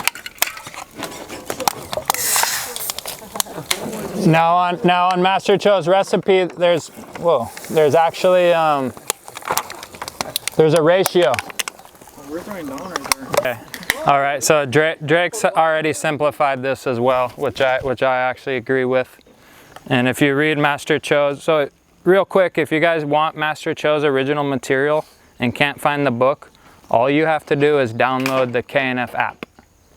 You download Drake's KNF app, and you go to in there and you press on like the recipe. He has listed straight word for word from the book, not his interpretation like is in this packet. So that's what I like about that app, is that you can read the book word for word. Granted, the argument is that there's some Korean to English nuances, but that's the vibration that I like about KNF. You read that Korean to, and then you kind of got to meditate in your head, like what was he trying to say there? Because it wasn't 100% clear, you know, and that's part of like this journey, and I think that made us like better natural farmers, was like, for me anyway, was having certain questions not answered and having to find them out myself, you know, and not just having it straight told to me word for word. But anyway, it's a very good reference guide, and that's what I recommend as the first go-to source for all KNF recipes, would be Master Cho's translations that his daughter did, even though some argue that there's some English to Korean weird things. That was the daughter actually. The daughter, yeah. That, right? Right. Mm-hmm. She was more she just wasn't a farmer, is what people say, so she didn't quite understand some of his explanations, is what people's argument is about that material. But anyway, what it says here, and what I also agree with, is that we're going to cover the dry herbs with beer. There's no reason to use excessive beer here. We want them to suck in the beer and to be rehydrated. That's the goal, right? And remember, at the Institute of Natural Farming, we try to teach you the alchemy taking place so you understand what's going on. You're not just following the recipe. You know why. Why the beer? Why not follow that original recipe where you're going to have all this beer floating in your herbs, you know? And the reasoning, you know, we're trying to rehydrate the herb to get it back to its natural hydration point, right? Because what's the next step? All we're doing is making FPJs out of these herbs is the next step to unlock those things, just like when we went over FPJs today. And the reason we make those fermented plant juices and suck those essences out, we're going to do that also with the herbs. But since they're not fresh, we need to rehydrate them. So does that make sense that we wouldn't need like way too much beer at that point? So we are a little short on beer, which is fine. I'll just bring some up later, and we'll finish these off. So, you know, looking to almost cover the licorice. 1, 2, 3, 4, 5, 6, 7, 8, 9, 10, 11, 12, 13, 14, 15, 16. I would say about 20 beers per bucket. 20 to 25 beers. So that's 12 ounces, you know, do the math. 240, what, like 300 ounces or something. Okay, so basically you can see in here that the beer is just starting to cover these herbs, and we're gonna keep pouring beer till we cover the herbs with a good like inch of beer, you know, and we're hoping that it sucks most of it up. It doesn't have to suck all of it up. You're never gonna pour any beer out, okay? You're not going to pour beer out. Okay, so that's rehydrating. Me and Alex will finish these off on our own time, rehydrating these herbs. Before we're done here today, we need to cut these up. Or actually we don't, because we need the beer. But anyway, the garlic's also going to get rehydrated. And then next Wednesday, the rehydration will be done. And we're going to add brown sugar to these and start the brown sugar ferment. And that's why I call it, it's just we're FPJ in the herbs, because that's what we're doing. So, and that helps you in your mind too, because some people look at these recipes and they don't make the connection that you're just FPJ in the herbs and the garlic and the ginger, you know? Sorry. Okay, so yeah, this step is done actually for today. And to finish today's class, we're gonna all walk up as a class and get this IMO collection, and then we're gonna make IMO 2 in the bush. So you're gonna see IMO 1 get set out and IMO 2 get collected or made when we collect our IMO 1, and then we're all gonna come back down here and we're gonna use some already finished IMO 2s to make an IMO 3, and then that'll be the class for today. Okay, so let's jump into IMO real quick, and we'll clean this up right before we go up, if you wanted to start cleaning that up. Yeah. Or actually, let me just explain this and then we'll make a move. IMOs, so let's jump into IMO real quick. IMO 1 is how we start, and IMO, most natural farmers and most practitioners of KNF will tell you this is the most important KNF input. Some KNF students and teachers will go as far as to say you're not really doing KNF without IMO. You know, these are all really good inputs and everything, and they can all be used singularly. I know a lot of indoor farmers that use only OHN. They like it, and it fits into their mindset, you know. I know a lot of farmers here in Hawaii who only make FPJ, because it's so easy and they understand it and they've done it 30 times, so they just kind of keep making that one, you know. I know fishermen that only make FAA because that's made sense to them. But we're trying here today is to make you comfortable making all 9 and using them in conjunction to harness the most power out of this method. And it's the synergy of all 9 that we're looking for. But to start, let's talk about IMO 1. Okay, this right here is some beautiful hard cooked rice. So you want hard cooked rice, and I'm going to pass this around. And I just want you to run your fingers through this and feel what hard cooked rice feels like. And then even this hard cooked rice is so good it might even be like too hard cooked for a lowland collection, you know? So you'd want it a little more moist, you know? So that's just cooking it with less water? Yeah, you're cooking it, you're barely covering the rice with water. It's basically 1 to 1 instead of 2 to 1. It's actually 1 and a little more. Okay, gotcha. You're just covering the rice about that much, like a centimeter of water, and letting it cook just like you would cook rice. And then you can put, here's a pro tip, is to take the rice, kind of fluff it up, and put it in the refrigerator overnight. The refrigerator further dehydrates the rice and evens out the moisture of the rice. So that's a good tip. And it's also, if you made regular rice and you have leftovers from eating, you can dehydrate it in the refrigerator over a few days of just leaving the lid off and kind of fluffing it with your hand. Turning it over, maybe, yeah, so that the wet part at the bottom. Exactly. Yep. Do you get any refrigerator microbes? Those guys are pretty far and few between, even though there's plenty in there. But no, you don't got to worry.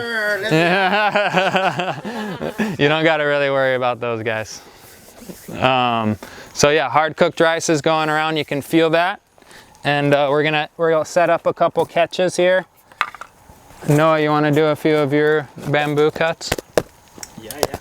And then I got this basket here too. And we're just gonna set a few more of these out.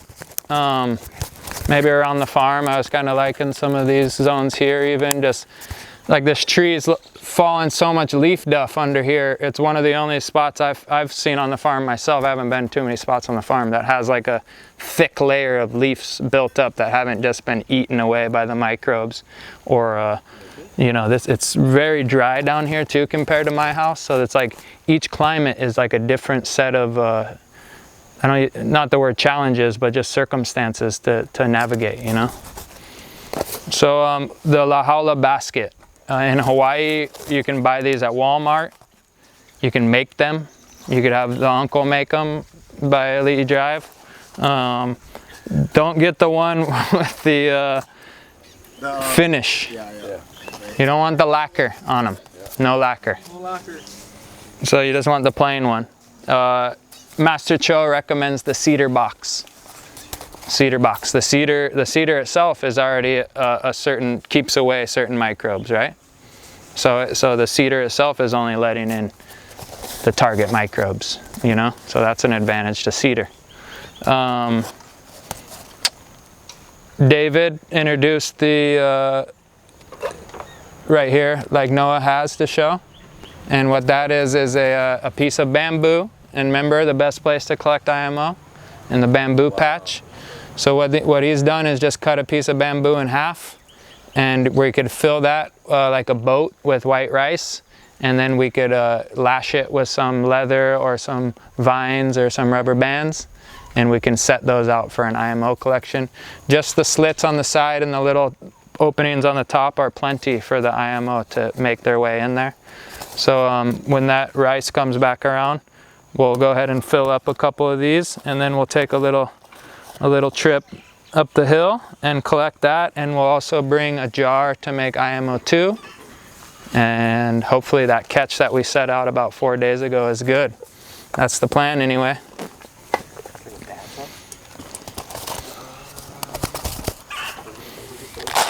And then hopefully next class, or actually you guys won't need to see this one collected because you'll see us collecting the one today. So this again is another, it comes down to ratios again in this box. What's the magic ratio, you guys? 2/3. 2/3. So that's what we're gonna do with this box right here. We're gonna fill it 2/3 with white rice. You guys see that? Hard cooked white rice. 2/3 full.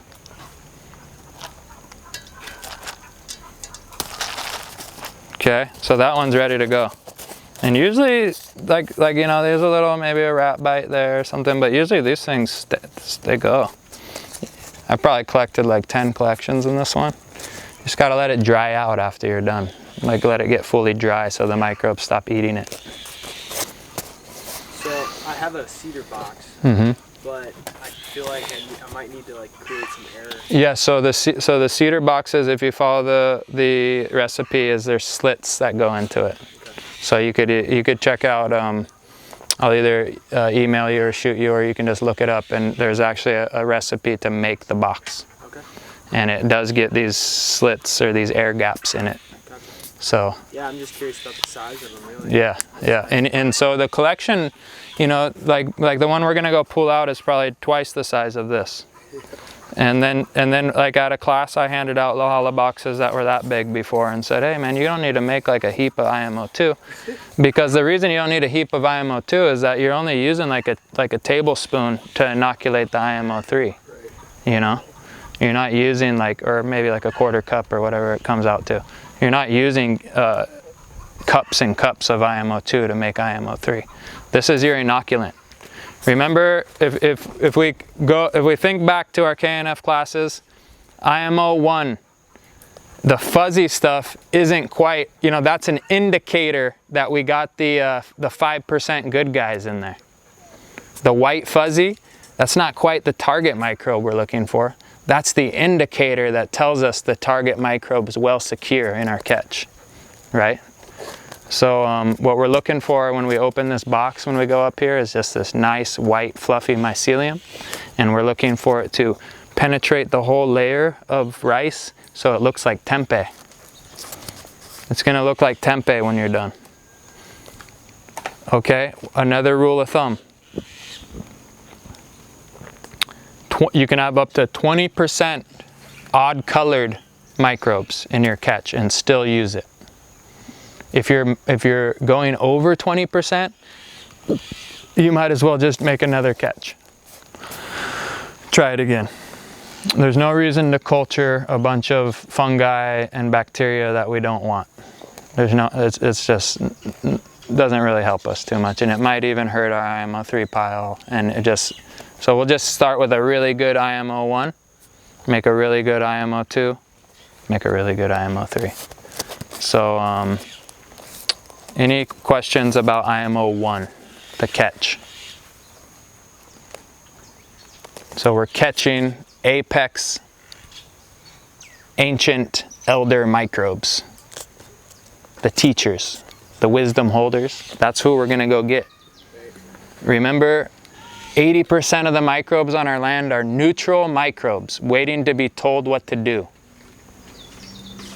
So if we coach them with ancient elders that are well trained and well versed in cultivation, then they're going to train that 80% to do the same thing. You know what I mean? Where if we introduce to this system here, say you sprayed Roundup in this system for 10 years. Well, the microbial balance in here is going to be very bad. They're going to be more bad guys teaching the 80% neutrals to be bad guys. And by bad, I mean non-fertile microbes, more detrimental microbes, more you know, virus and negative bacteria harboring microbes, you know. So we're training, we're going to catch the ancient wisdom elders, and then we're going to train our 80% once we cultivate these guys on our IMO3 pile. Okay, IMO2 is simply taking IMO1, preserving it with brown sugar, and fermenting it with brown sugar. So after 3 days, we can then inoculate our IMO3 after this ferments for 3 days. So today we got a nice batch, and then what you can do is go around your farm and actually get different ones from the bamboo patch, under the mango tree, from the ancient untouched forest a mile above my property, from the banyan tree that had 12 inches of thick grass, you know, of leaf duff under it, and I got a catch under there. You can collect all those, and then combine them when we make IMO3 for a super diverse, really banging IMO3 pile, you know? Any questions about 1 or 2, IMO 1 or 2? So bamboo patches are high in bacterial? Yeah, so, it's, the fungal is really our target with the IMO, is we're trying to make highly fungal inoculant. So our IMO 4 would be a more fungal dominant situation. Gotcha. But what was the question again? So like the places where you're okay, so the like a bamboo. Okay, that's a good bacteria.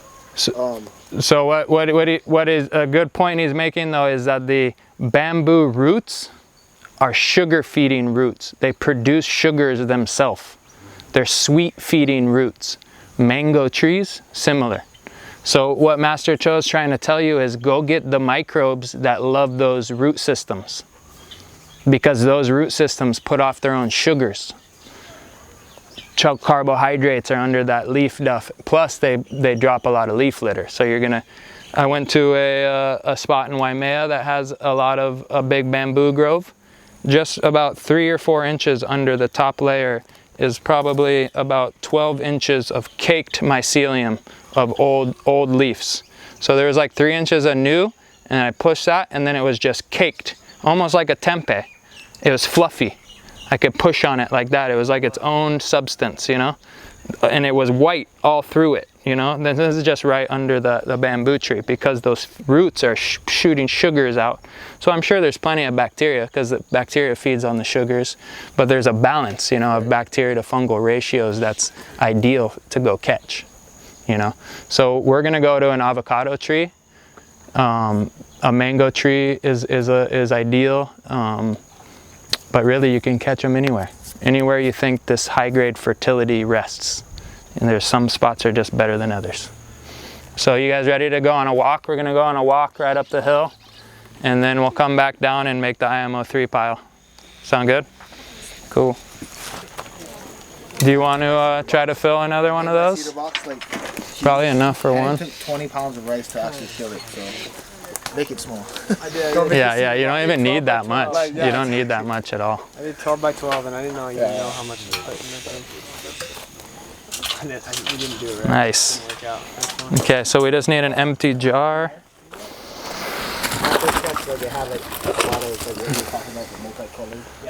Sam, you want to grab that clear bucket thing right there and just carry that in this jar up there? And then we need to bring some sugar too. I think in that jug there too, Sam, and you could throw those banana parts out of there.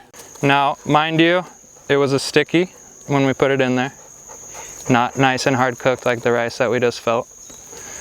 It's rained 2 days in a row. It was super dry before that. Good chance it's really nice. Good chance it's not nice. It's all blessed, and it's all a lesson. So in class today we get a witness, and that's why we're doing this class. So let's go check it out. Oh no! The umbrella got moved. Okay, watch your step coming up. Oh yeah, little buried action.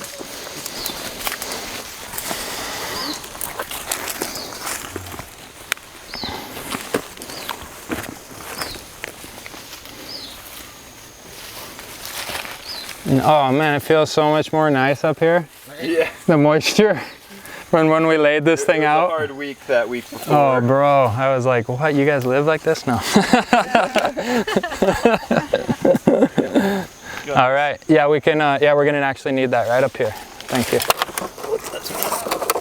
Yep, we're gonna need this right now, as long as everything went according to plan. Okay, let's, we'll wait for everyone to come on up. So what I like to do is I like to make my IMO 2 in the bush. What I mean by that is take your catch, open it, and immediately make IMO 2. What can happen is once the white mycelium is exposed to sunlight, and especially your fingers, it instantly turns black. And that means it's dead. So we don't want to like just kill it all by like carrying this around down to the thing and showing people, opening it and closing it. We just kind of want to get to the point and preserve those guys. You guys can come on up. Oh, she can't make up that hill. We'll show it to you. I'll go like that. Okay, let's see if we got a good catch here. You guys ready? So this was the site we picked, and you can see at the base of this, like, look at all this breakdown going on. Now, yeah, of course, weather breaks stuff down, and drying and wetting and all that, but microbes really break stuff down and eat it, you know? So this is just kind of telling me that there's some microbial action going on in here. We're at the top of his farm, so we're at the higher elevation point on the farm. There's a lot of leaf duff on the ground. It's semi-undisturbed by pretty much just pigs, but not humans. So we thought this would be a decent collection site. Not an A+ collection site, but a good one. So let's see what we got.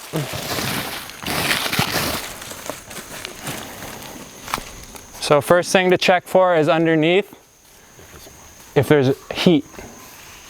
If you got heat, it's a good sign that it's ready to pool. If there's no heat, I would just stick it right back down and just leave and try again in a day or two. There's heat, that's a good sign. Let's see what we got. Oh boy! Nice. That is a high grade A+ collection right there. Wow. Wow. She needs to see it, Logan. Is that okay? Yeah. She showed it to her. I'm sorry. A+ collection.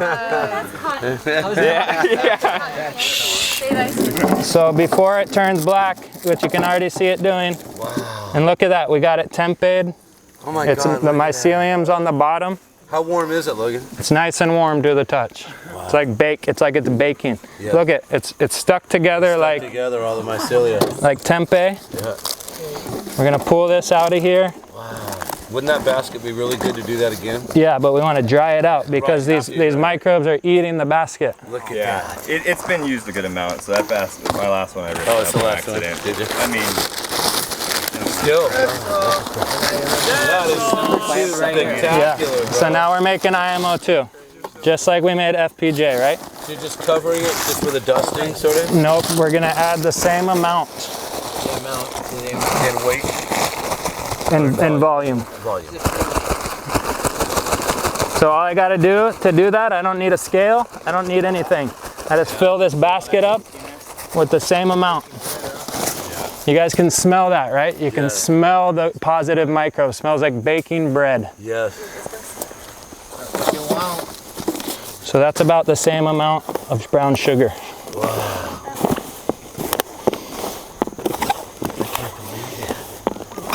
And we're just gonna mix this together. We're gonna make an FPJ of IMO 1, and that's IMO 2. Or I guess it wouldn't be an FPJ, but it's the same concept. Maybe put a little bit too much sugar in there, but that's all good.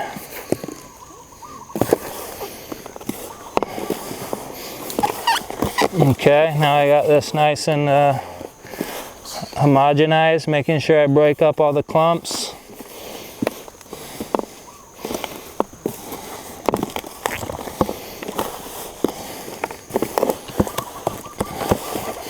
Okay, so You did a 3-day. How long was that out there? We did that on yeah, it was Tuesday. Tuesday, yeah, after karate. Yeah, or just before, right? Yeah, just before. Yeah. Tuesday. So somewhat dry, somewhat wet conditions. Wow, look at that. It was super dry when we put it out, and luckily it rained. I bet that's what saved us. Exactly. I bet that rain kick-started the microbes. And so that's our 2. Just taking out some of these lumps of sugar. They don't need to be in there. And that's plenty of sugar to rice ratio. Gonna break these up, and it looks like we have more than a jar full, but I'll just show you guys. We can make a few more of these when we go down there. Now that the sugar's on it, we're preserving it, you know? We don't have to be as scared to lose. Or to touch it or anything, right? Yeah, yeah, now we got it preserved pretty much, so it's stable now. Every 30 minutes is a generation of? Every 30 minutes is a generation of microbes, so That's the what that's trying to tell you is that how fast they evolve and become biologically intelligent. Is that every 30 minutes there's a new generation. What that's saying is that they're evolving and adapting. I guess adapting would be a better word than evolving, but they're adapting to the current conditions under which they're in. So the microbes at noon are different than the microbes at 6 a.m. Really? Even though they're the same parental lineage and everything, it's a whole new set of microorganisms that have been taught how to deal with this weather right here. That 2-degree change. Right. That sunlight that just peeked through. Right, and what you guys got to realize, this is nanotechnology. So when you hear about nanotech and the secret science, underground science of nanotechnology and these bots that they're spraying out of airplanes and stuff, they're just copying microorganisms. Like that's where they got the idea from. And all they can do is mimic. They can't create. So they're in the lab trying to mimic these guys. But in the opposite way, these guys bring life. Artificial nanobots bring death, you know? But they needed the model of realness to base that idea off of, you know? So what I'm trying to say is like the creator or nature, whatever you want to call it, is like this infinitely bajillion times smarter than any human can ever get, and we need to like humble and honor that fact, you know? And we need to like realize the power of these microorganisms and realize that we're in concert with these guys. Like we're teaming up with these guys, and we're cultivating them and telling them that we're super nice and that we're their friend and that we want to harmonize with them, you know? And these intentions go a long way. We're not here to subdue them, we're here to steward. Yeah. The message of the indigenous, right? People go, oh, the indigenous, but they used to fight each other and they had wars and stuff. But did they kill nature? No, they did not. I don't know one indigenous people that killed nature, bro. You got it. So go ahead and kill each other all you want, but we still drink fresh water and eat real food, you know? So that's the important part, especially when citing indigenous cultures, you know? Like these people were onto something way bigger. And don't get me wrong with what I just said. I'm not saying anything about other people make that excuse when I try to big up indigenous cultures, you know? I don't make that excuse.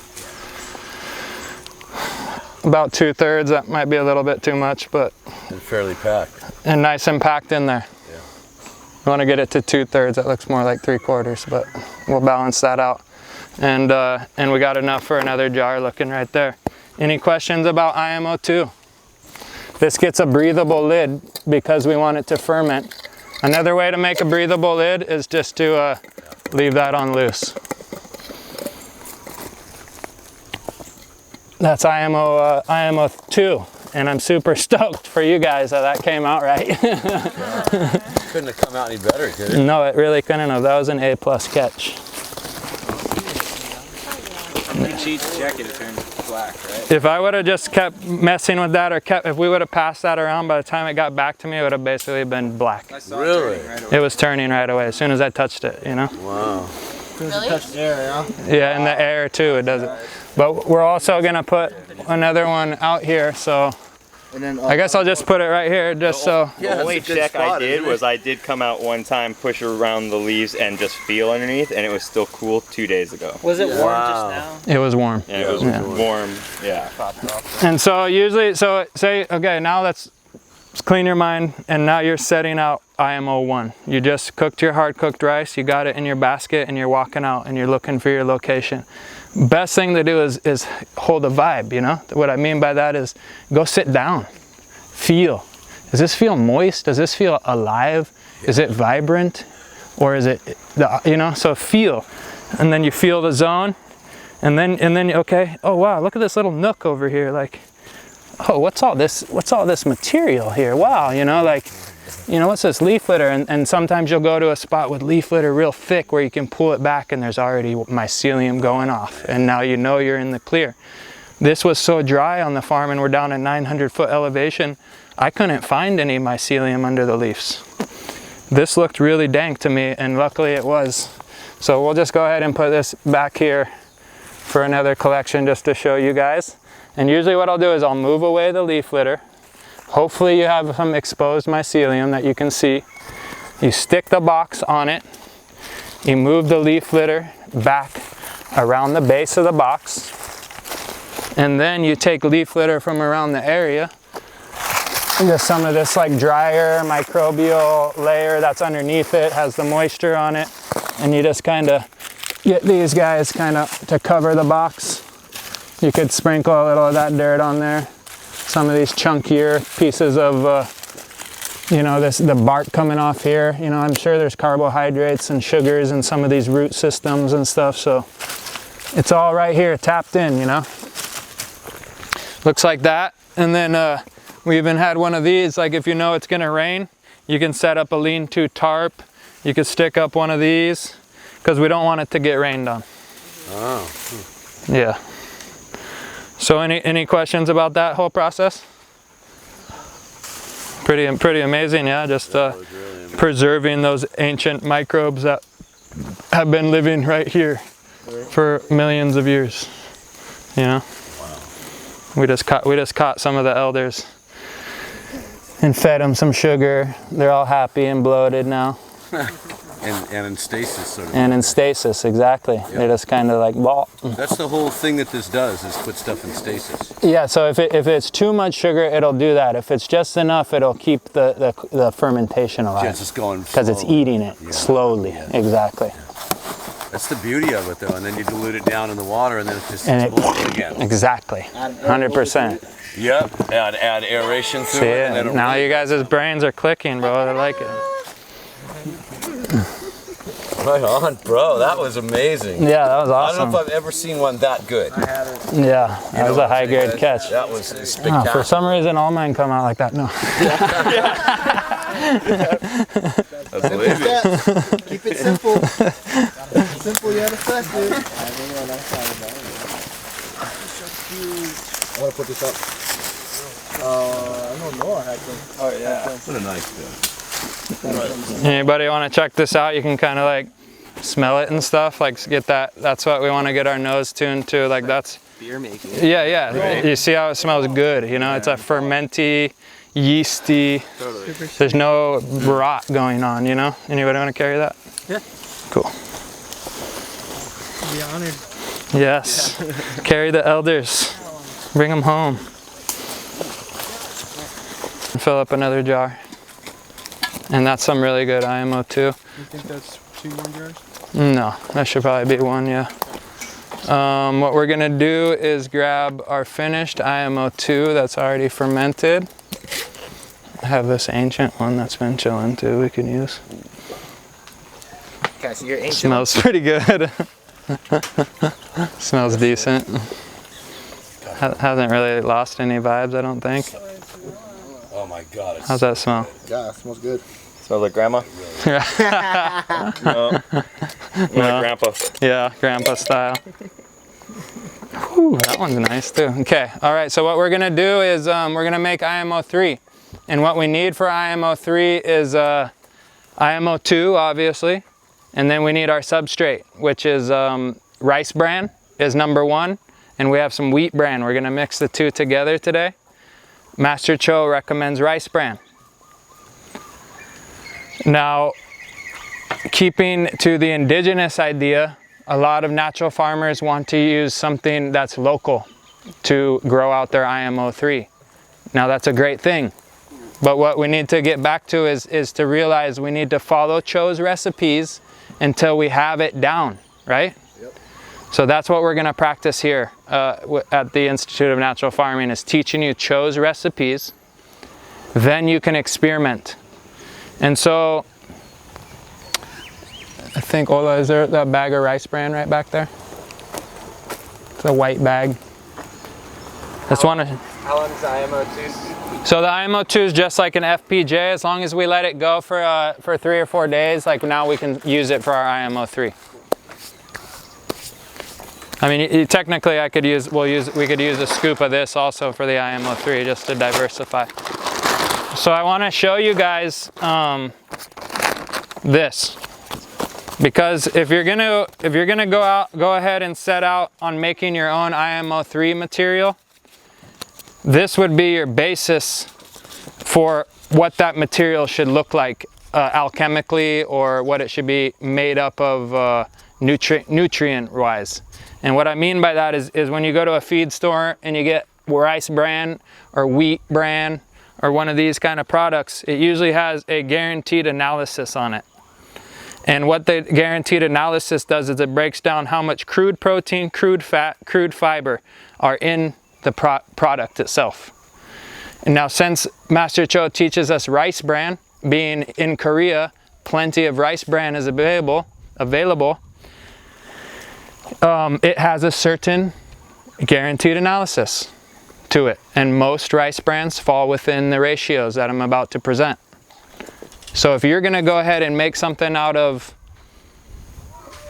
sugarcane pulp, macnut husk, milled fines, you know, there's a variety of like these fluffy carbohydrate rich substances that you can make IMO3 on. But crude protein of rice bran is at around 12%.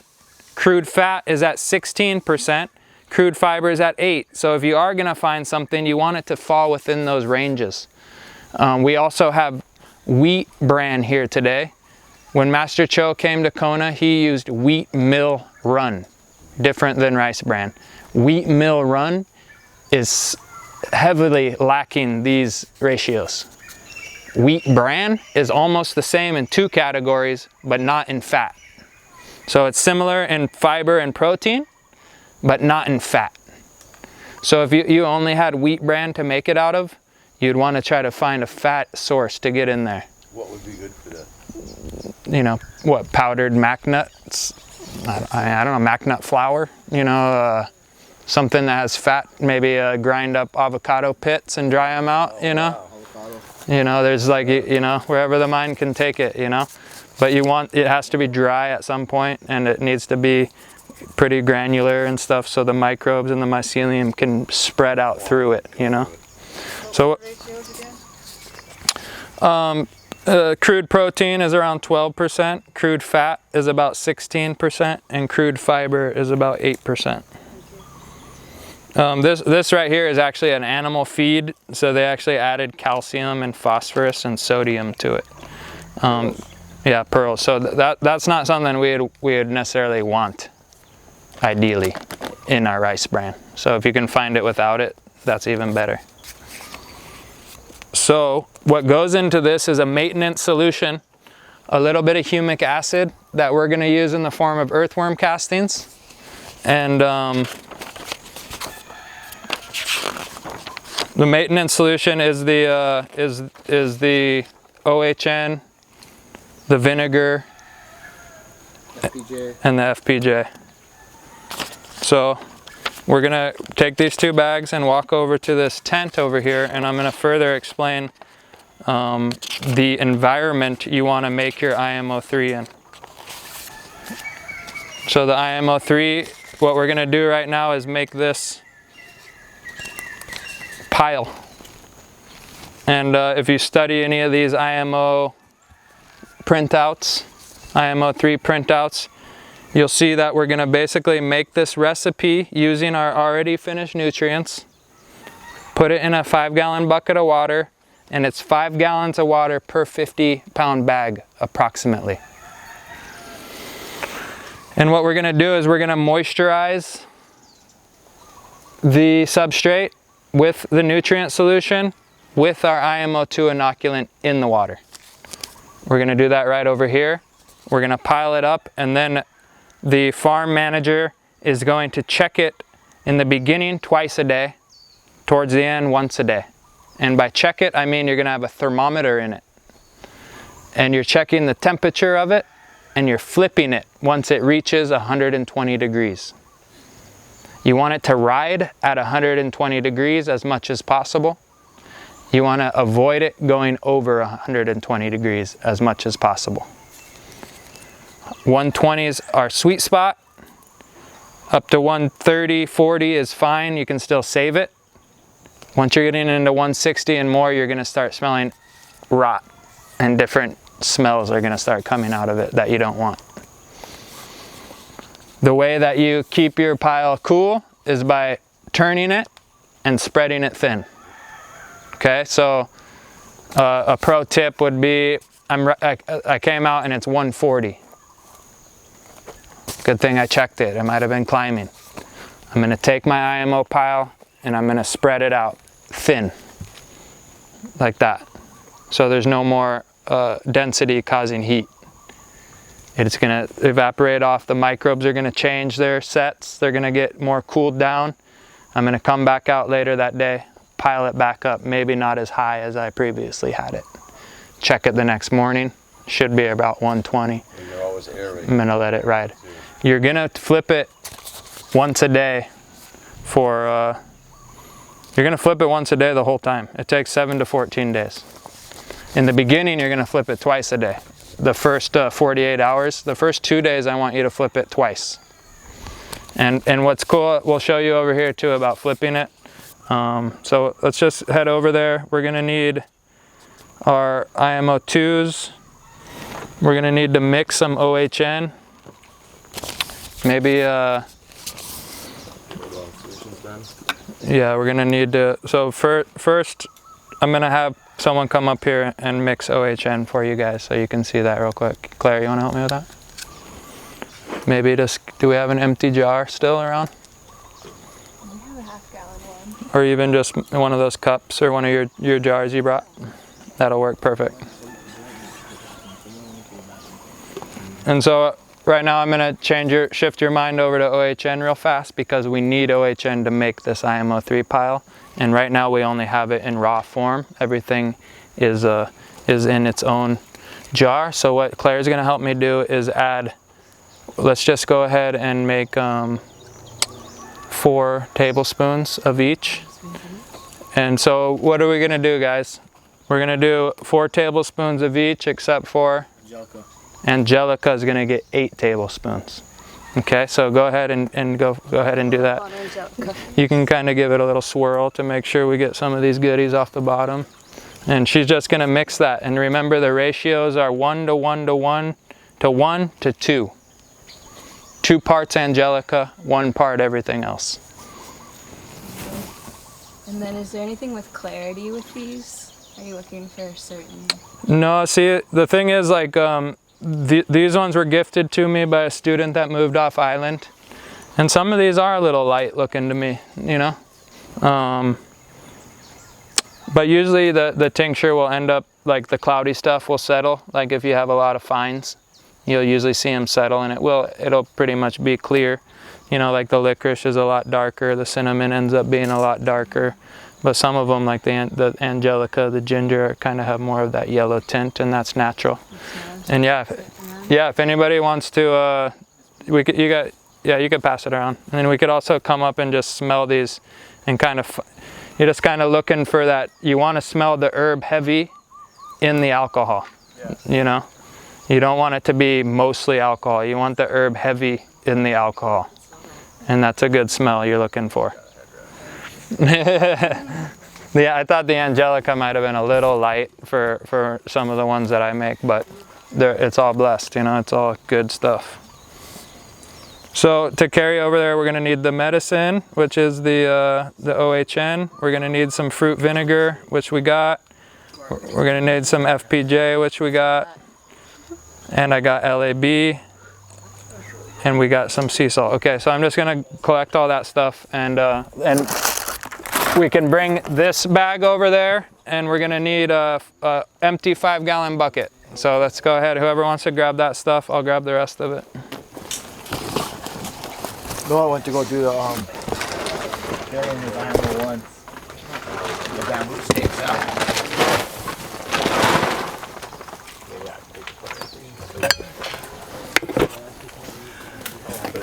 How much was this brand? 20 bucks. Oh, wow. Solid, bro. Is this what you usually do? I've been getting that one, yeah. Yeah, this is what you... Yeah. Also garlic, yeah, let's get them in rotation, but sure, and then... From here? What else can go over? So, no, we just need to mix those together, and then once they're all mixed together, we can stick it here. That little little lab. That one has already gone. These are the last two. So really Where'd that little jar of lab go? There it is. Do you need me to bring any of these, or are we good? No, we're good on those. Just need the one mixed together. You got the worm castings? Right there. All right. Okay, so we want to make IMO3 in a 70 to 30% ratio shade to sun. And there's many ways to do that. Under a tree is already set for you. Under a canopy with open sides is already set for you. They also sell in a store 70% shade cloth. Why do they sell 70% shade cloth? So it's all these ratios that matter, you know? So 70% shade to 30% sunlight is what we're looking for to make our IMO3 pile. And like I said, you can achieve that many ways. So all these plants are going to benefit from making this pile too. We want to make it on the earth. Want to make it on the earth. Today we're going to make 100 pounds of IMO3, which is going to turn out to be over 200 pounds of IMO4.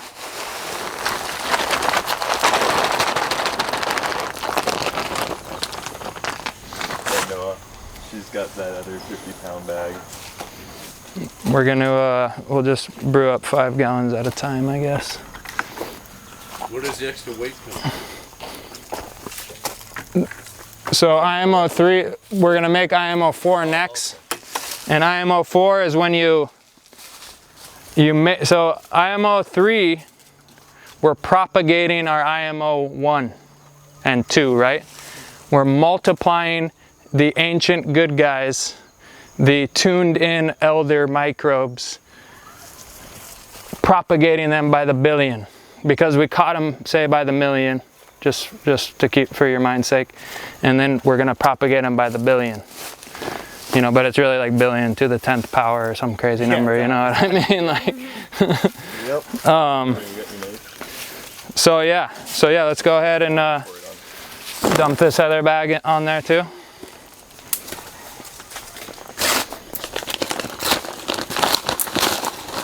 Once again. Hand knife. Bingo bango. I got kids, so I can't have knives on there. Go for it and dump it on there. And when you see this, you're gonna see more of like this pelletized product, like that's, you know, I mean, it's not all of it. Yeah, it's not like what we're ideally looking for, but rice bran is rice bran. This is wheat bran. The fat from the rice bran is gonna really help with this wheat bran. And being that we had the wheat bran, we're gonna use it. And it's a decent substrate too. Like I said, wheat mill run, which is even less close to those ratios we wanted, is what Master Cho taught Americans to use. So we're in the ballpark of a really good substrate. So what we're gonna do is follow the recipe here. 1 to 500 seed IMO. So 1 to 500 is an easy ratio because most of these come in either 1 to 500 or 1 to 1,000 ratios. All the nutrients that we talked about today. So what that easily translates to is a teaspoon per gallon or 4 milliliters per gallon. It's a tiny bit less than a teaspoon per gallon. Okay, so just keep that in mind. And if it says 500 to 1, that means it's 2 teaspoons per gallon or 8 milliliters per gallon.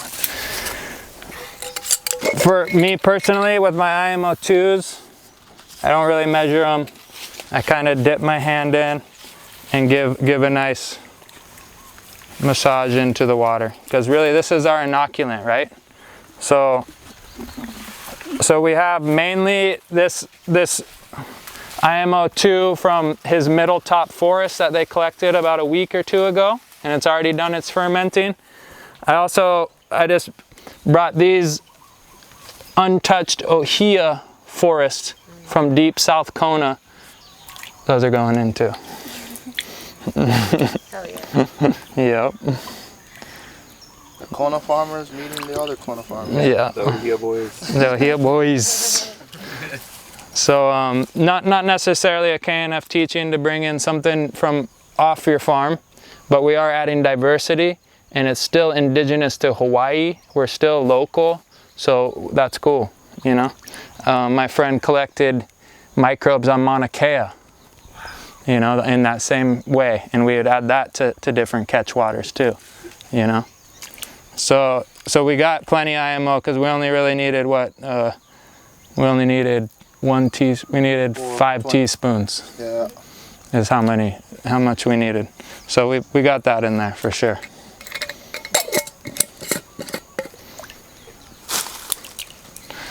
All right, so IMO 1s are in. Add another little bit of these guys. Okay, what's next on here? You want to read that off to me? Just that recipe right there? Seed IMOs in medicine, so OHN, huh? OHN, and what does it say? 1 to 1,000. 1 to 1,000, so that'd be 1 teaspoon per gallon, so we need 5 teaspoons. 5 teaspoons. But this is telling me tablespoons, 1 to 3 teaspoons in a tablespoon. So it's like 1.5 tablespoons. That's it. You see that? Yeah. Can you bring vinegar? Oh, go grab that. There's the darker one on the table. It's like a fruit vinegar or just a bottle of the apple cider. I think there's apple cider in my car. Just grab that one right off there, the dark one with the SCOBY in it. SCOBY. I think you grabbed salt already.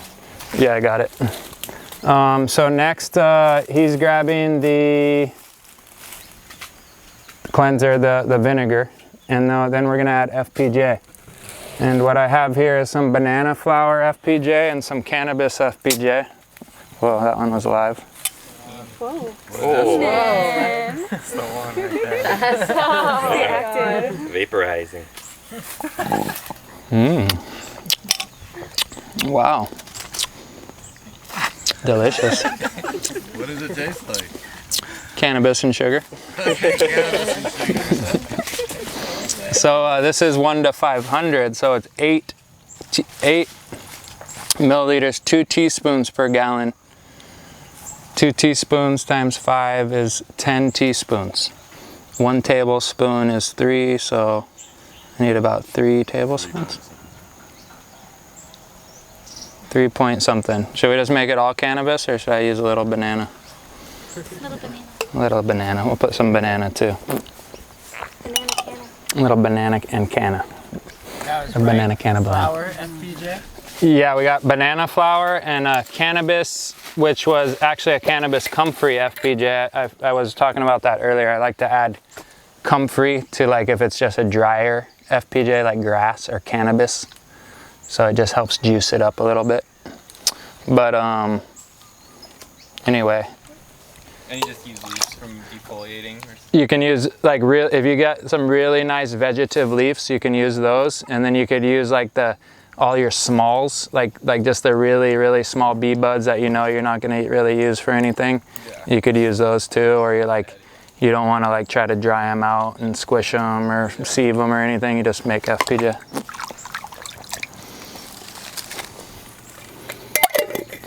So this one's pretty cool. You want to pass that around and smell it. This is the cannabis one.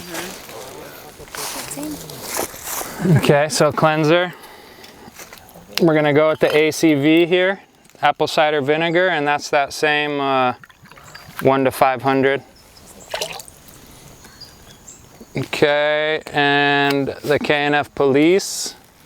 Got some lactic acid bacteria right here. So that's out of the refrigerator, that's not saturated? Right, this is out of the refrigerator this morning. Still smells delicious. I don't know. I don't know if this one can go bad. I don't know what's up with this thing. Smell that. Really good for people with like lactose intolerance. Yep, and if you have any gut problems, the guy who brought, if you guys want to smell this lab, the guy who brought Master Cho to Hawaii first is Dr. Park. Dr. Park had like stomach something or other, I don't want to say cancer, but something where he had to like staple it, something with his stomach where it was like a quarter of the size it's supposed to be or something. And he says he healed his digestive system with lab itself, just with lab. He said he healed his and that's a doctor. so we don't need to question it. Fact check him. Don't fact check a doctor. That's what they be doing in 2020. The guy, actually that guy, they said, I don't know if it's still true to this day, but he delivered more babies in Hilo than any other doctor. What? Yeah. Oh, more than Dr. Sugai. So I don't know, I guess that was the claim that I heard. I thought that was pretty cool. Oh, that's Hilo, that's why. Yeah, Hilo, exactly. Humic fulvic acids, so let's go ahead and drop a handful of the worm castings in here. And we're also adding diversity of microorganisms by doing this as well. So these are all super beneficial microbes in here, and all we need is about that much. Like that's even too much, but it's all good. No, I can't. Like look at all that, that's all humic acid. All the ones. Poor little guys. And a few friends. A few friendlies Yeah, are in cool there. guys. Come on guys. Nice. They're about to go to the sauna. Yeah. Yeah. He'll make his escape. Yeah, they'll dive out. Full spa experience. Get the soak first. Okay, so we got that in there. And then we just need a little bit of minerals. Seawater, yeah? The seawater. So it's 4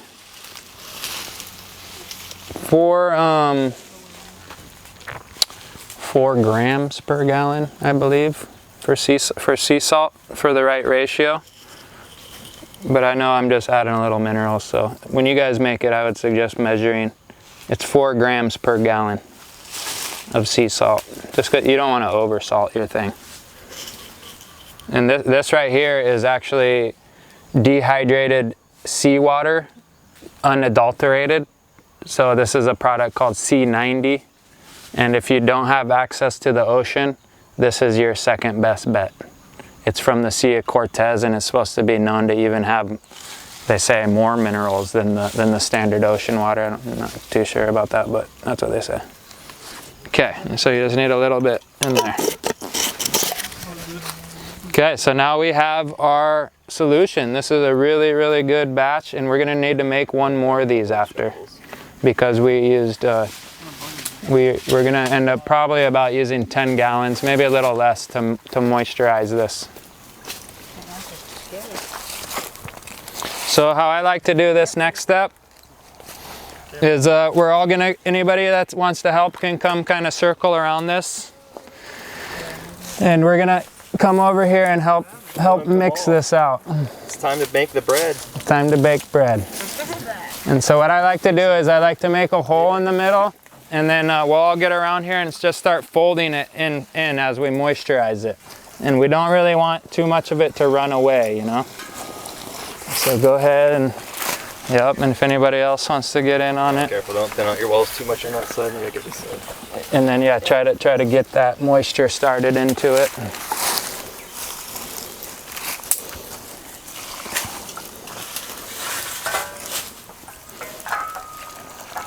Oh, gotcha.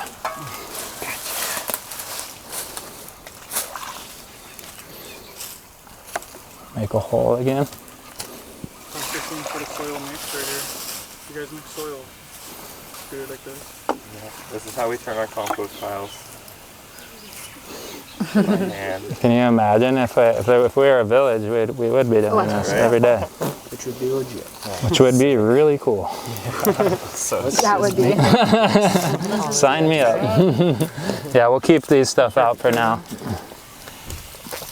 Okay, so get that in there, and then we need to make one more of those. You bringing that over? Water. Hammer time.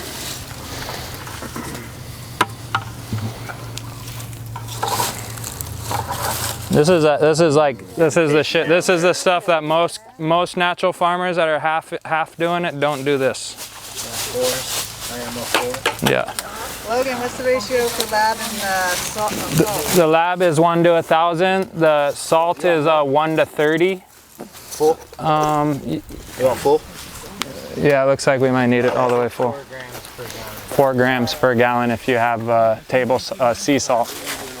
1 to 30 for salt. Yeah, one more bucket coming, so as long as we're just looking good so far. 30 gallons of fresh water. Oh, shoot. If you're doing Oh, nice. Yeah, it's getting there.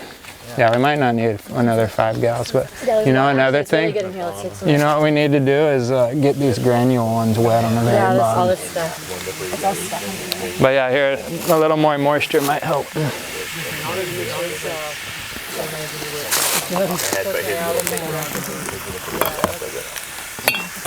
So if anyone else wants to mix up this batch of solution, feel free to come try it. Yeah, the apple, you gotta go to the app store. Yeah. It is Drake's, but it's just the KNF app. Just tell me what I should be doing. Yeah, for sure. So we're just gonna follow the recipe. The website that has all of his. Perfect, you can put that right down in front of her. But, and so we're just gonna follow this recipe right here. So the seed IMO, which is this, we're just gonna do a couple, you know, just little scoops up with your hand. And really, like that's enough really right there. But I like to diversify it so we can throw a little bit of that in, do a little more.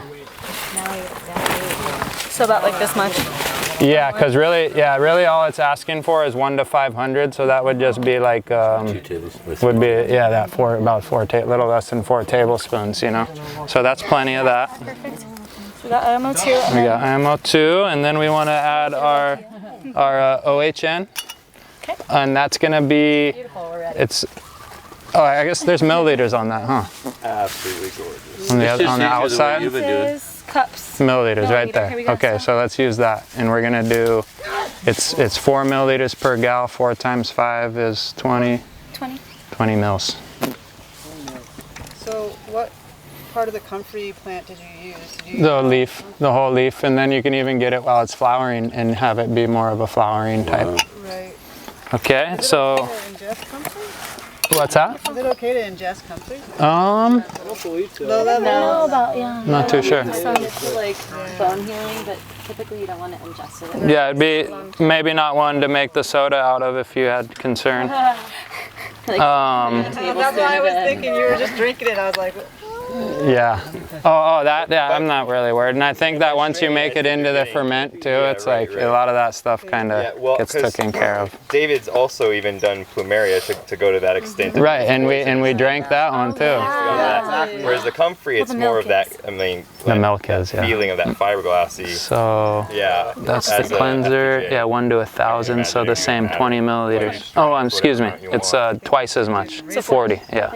Yeah, I've heard like large amounts. yeah, like you don't want to make it into a tea or anything. 40 mils, and then another 40 mils of this. You could do 20 of that and 20 of this. This is the FPJs that we made today. Did you all smell that cannabis one? Yeah, that's trippy. That was It's so really great. nice, yeah.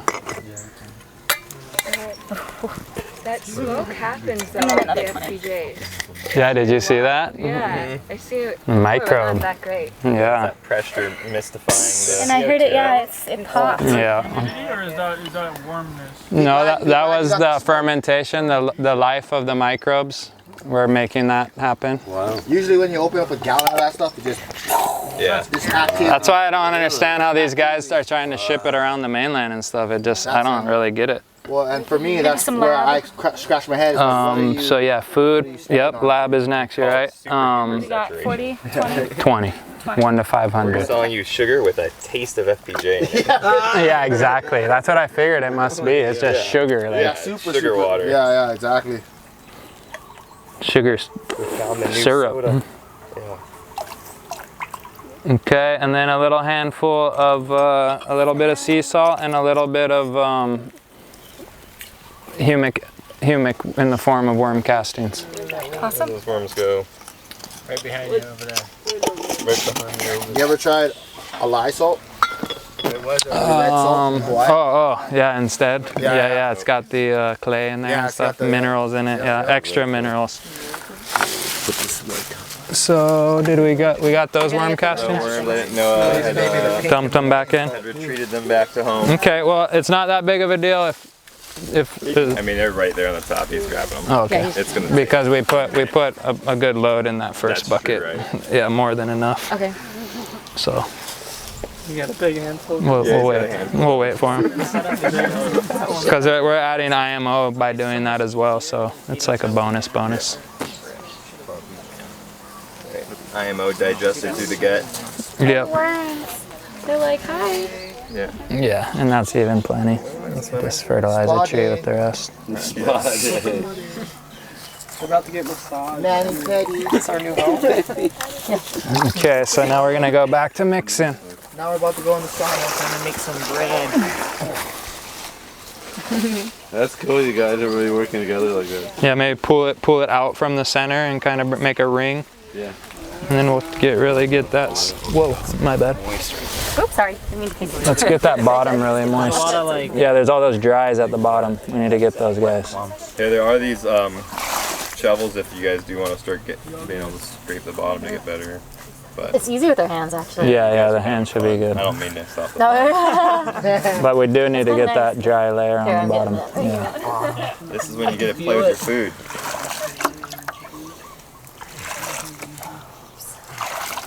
See those guys in the mainland, they're doing the IMO pile spas, huh? Yeah, that's so I agree. The IMO pile. Yeah. Oh yeah. Yeah, letting all the IMOs. Yeah, this will be enough that someone could do a sauna in for sure on the IMO 4. He was like laying in the pile.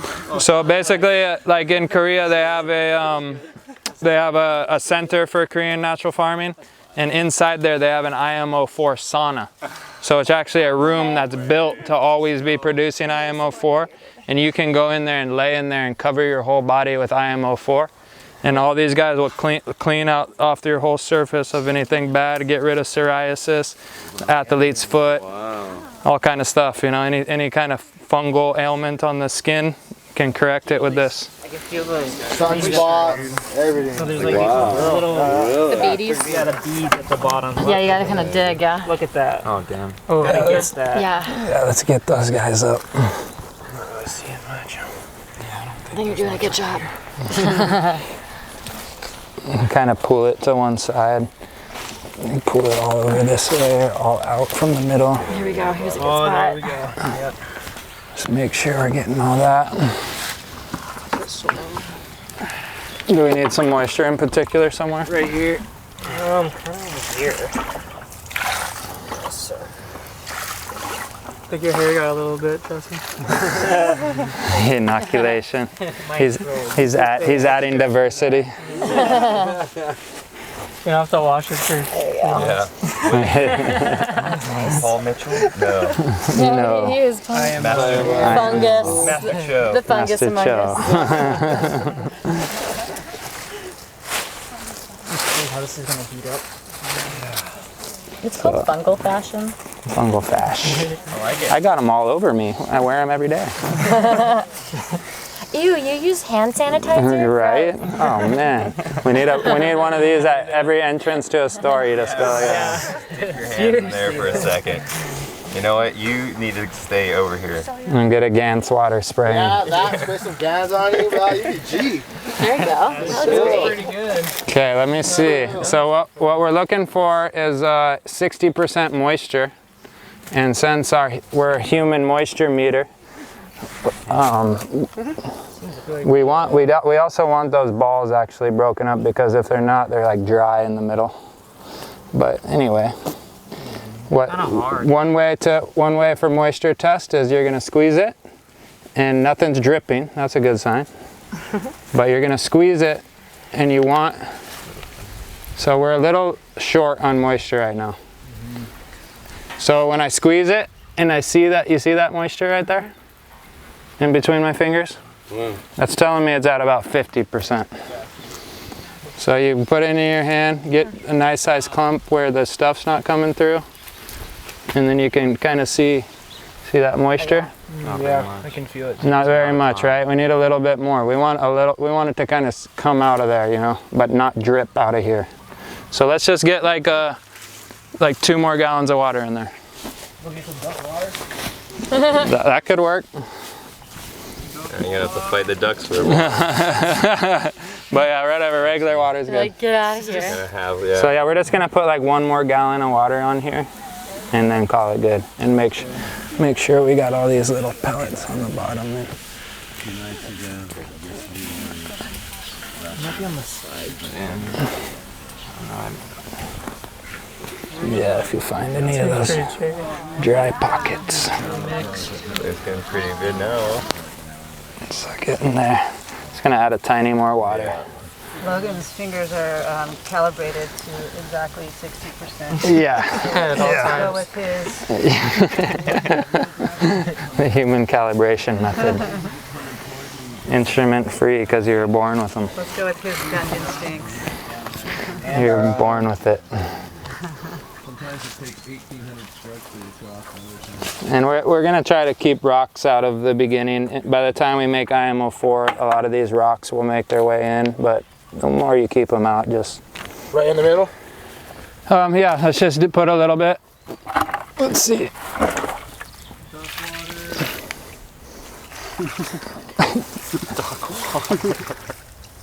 Okay. That's what I've been using on my talo plants. All my talo are like this, like 6 to 7 feet tall. Holy crap. Whoa. Yeah. Just from duck water? I got that a ton like of duck water. on my KNF. What am I doing? What am I doing? Dude, bro. What am I doing? One man's trash is another man's treasure. Sorry. Okay, you can't take moisture out, remember. Shake that tail feather. Okay, so yeah. Let's see, we'll make sure this is nice, kind of homogenized. Take another sampling. Yeah, you see that? You see how the water's coming out now? Oh yeah. Yeah. Now we're more at 50. I mean 60. Breaching on 70. If it were to stick straight drip out the bottom when I do that, I wouldn't want that. But since I'm getting some good moisture here, that's looking where we want it to be. What drips out the bottom would be 90. Yeah, exactly. 90, yep. Yeah. Okay, so now we're at the point we're almost done mixing our IMO. What I'm gonna do is now shape this so we can get it all towards the center. Scrape the edges. And what you're gonna notice throughout this process is the mycelium is gonna start coating out this way. You're gonna see white coming out here whenever you move this. You want to really like... So we gotta, no, we don't want to pack it at all. We just want to push it all together. And then what I like to do to shape my IMO pile, because Master Cho says 12 to 18 inches, okay? So I'll make it in a mound, and then I'll kind of just move it, pushing it, not packing it, until I'm at that 12 to 18 now. Yep, 12 to 18 inches. I mean, that's almost 12 inches there. Get these edges back towards the middle. You can get some of that stuff that crumbled off the edge back up on top. Smooth it out, flatten it. Some of these guys in there. See that? Okay, and they have the option of walking around the farm and collecting some banana leaves, although banana leaves have a tendency to have too much surface area. So cane grass, cane sugar leaves, sugar cane leaves. But look at this right here, we got these leaves, right? So, yeah, Master Cho also recommends a straw mat. Oh yeah. So you can use a straw mat, like La Holla mat. Yeah. That would be really good. But since we're right here and it's easy, well, and these are nice and dry. If these were wet and mucky, I wouldn't do this. But since it's not, we're gonna cover this at about a 70% ratio. And this isn't gonna make it easy for the person mixing this, so you might wanna end up getting something that's a bigger leaf structure, but or just a blower. Come over here with a blower. But this is really nice that we got all this right next door, you know. And that's pretty much it right there. We want it, you know, we can see some of it. You know, there's a tiny bit of light getting in there. That's plenty, guys. What's that? You remove it when you... Yeah, so then when I'm gonna stick a thermometer in here to monitor the temperature. This should heat up within 24 hours for sure. And you're gonna wanna flip it, you know? And you're just gonna have to keep on top of your game and check it. Like I said, usually a lot of people don't flip in the first 24 hours, and that's maybe where they miss their window. We're gonna, oh, that's actually the tip. The tip is to flip it no matter what in the first 24 hours. It just dawned on me. The tip is to flip it at least once in 24 hours, even if it's not hot, okay? We're gonna leave it like this, and it should warm up rather quickly, and whoever is gonna manage this pile is gonna manage that by the first few days, checking it twice a day, like I explained before, and then towards the end, checking it less. And what we're looking for is it to reach 120. We're gonna maintain it there. Eventually it'll stay there for 2 or 3 or 4 days, and then it'll taper off. When it tapers back down to room temperature, 80 degrees or so, now we're ready to use it for IMO4. You can also use IMO3 in a tea brew, but IMO4 is way more optimal. So just to flip this, the guy, whoever is going to do it, would come around here, gather all these leaves, put them to the side, try to keep it semi-clean and not get too much other foreign material in here. And then the easiest way is to scoot it all to one side, scoot it all back, and now you know you flipped the whole pile, you know? And we got plenty of space to do that. So that's a done deal. Temperature gauge goes in there, and we're propagating our IMO2. Sweet. So sweet. How far down is the probe with the temperature? You want it to be like right in the middle of the pile there. If for some reason you don't see any action, like you're in like a colder climate or something, you're gonna need to pile that pile higher and tighter, because you're gonna need the warmth in the middle, and the microbes are causing the warmth. Depending on how big that pile is how hot it can get. So if it starts getting away from us, like it's 140, we gotta spread this thin. Recover, come back out in 12 to 24 hours, get it, and it might be too, now it's cooling, like it's only 100 degrees, or it's getting too cool, now we got to get it back up to 120. So you're playing with that, you're spreading and keeping it at 120. If it stays at 120 on day 3 and you check it on day 4, it's still at 120, you're cool, you can just leave it alone, because it's right at the temperature you want it. You don't really want it to ride at 110. You want to get it closer together so it gets up to 120, you know. Any questions about IMO3? So if it's lower, if the temperature is lower, just pile it up. Yeah, get it thicker. Build up temperature. Yep. And then if it's hot, then you just flatten it out. That way you cool it off. 100%, yep. Next, so what to expect on Wednesday? We're going to be fermenting OHN, right? We're going to be making WCP and WCA, which is the water-soluble calcium and water-soluble phosphorus. And then we're going to witness this thing probably halfway through its life. And by the last class, we'll be making IMO4, the first phase of IMO4. You know, so we're going to witness most of these processes go down. Any more questions about Korean natural farming, about anything we went over today? Anything? Is it all, everyone gets the idea of why we're doing this, the alchemy behind the processes, and now you've witnessed most of them go down? It should be pretty helpfully apparent as opposed to sitting in the classroom and just listening to the information. Yeah. All right, cool. Well, maybe give yourselves a hand of applause.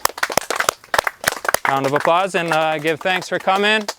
And, you know, just leave you with some words from Master Cho, you know, that we're all part of the web of life, you know, and we need to make a cooperative spirit in natural farming, a cooperation between humans, animals, plants, and microorganisms. And that's what we're here to do today. That's what the Institute of Natural Farming is all about. And we're just doing it one farmer at a time, one farm at a time, one microbe at a time. So give thanks. Bless up.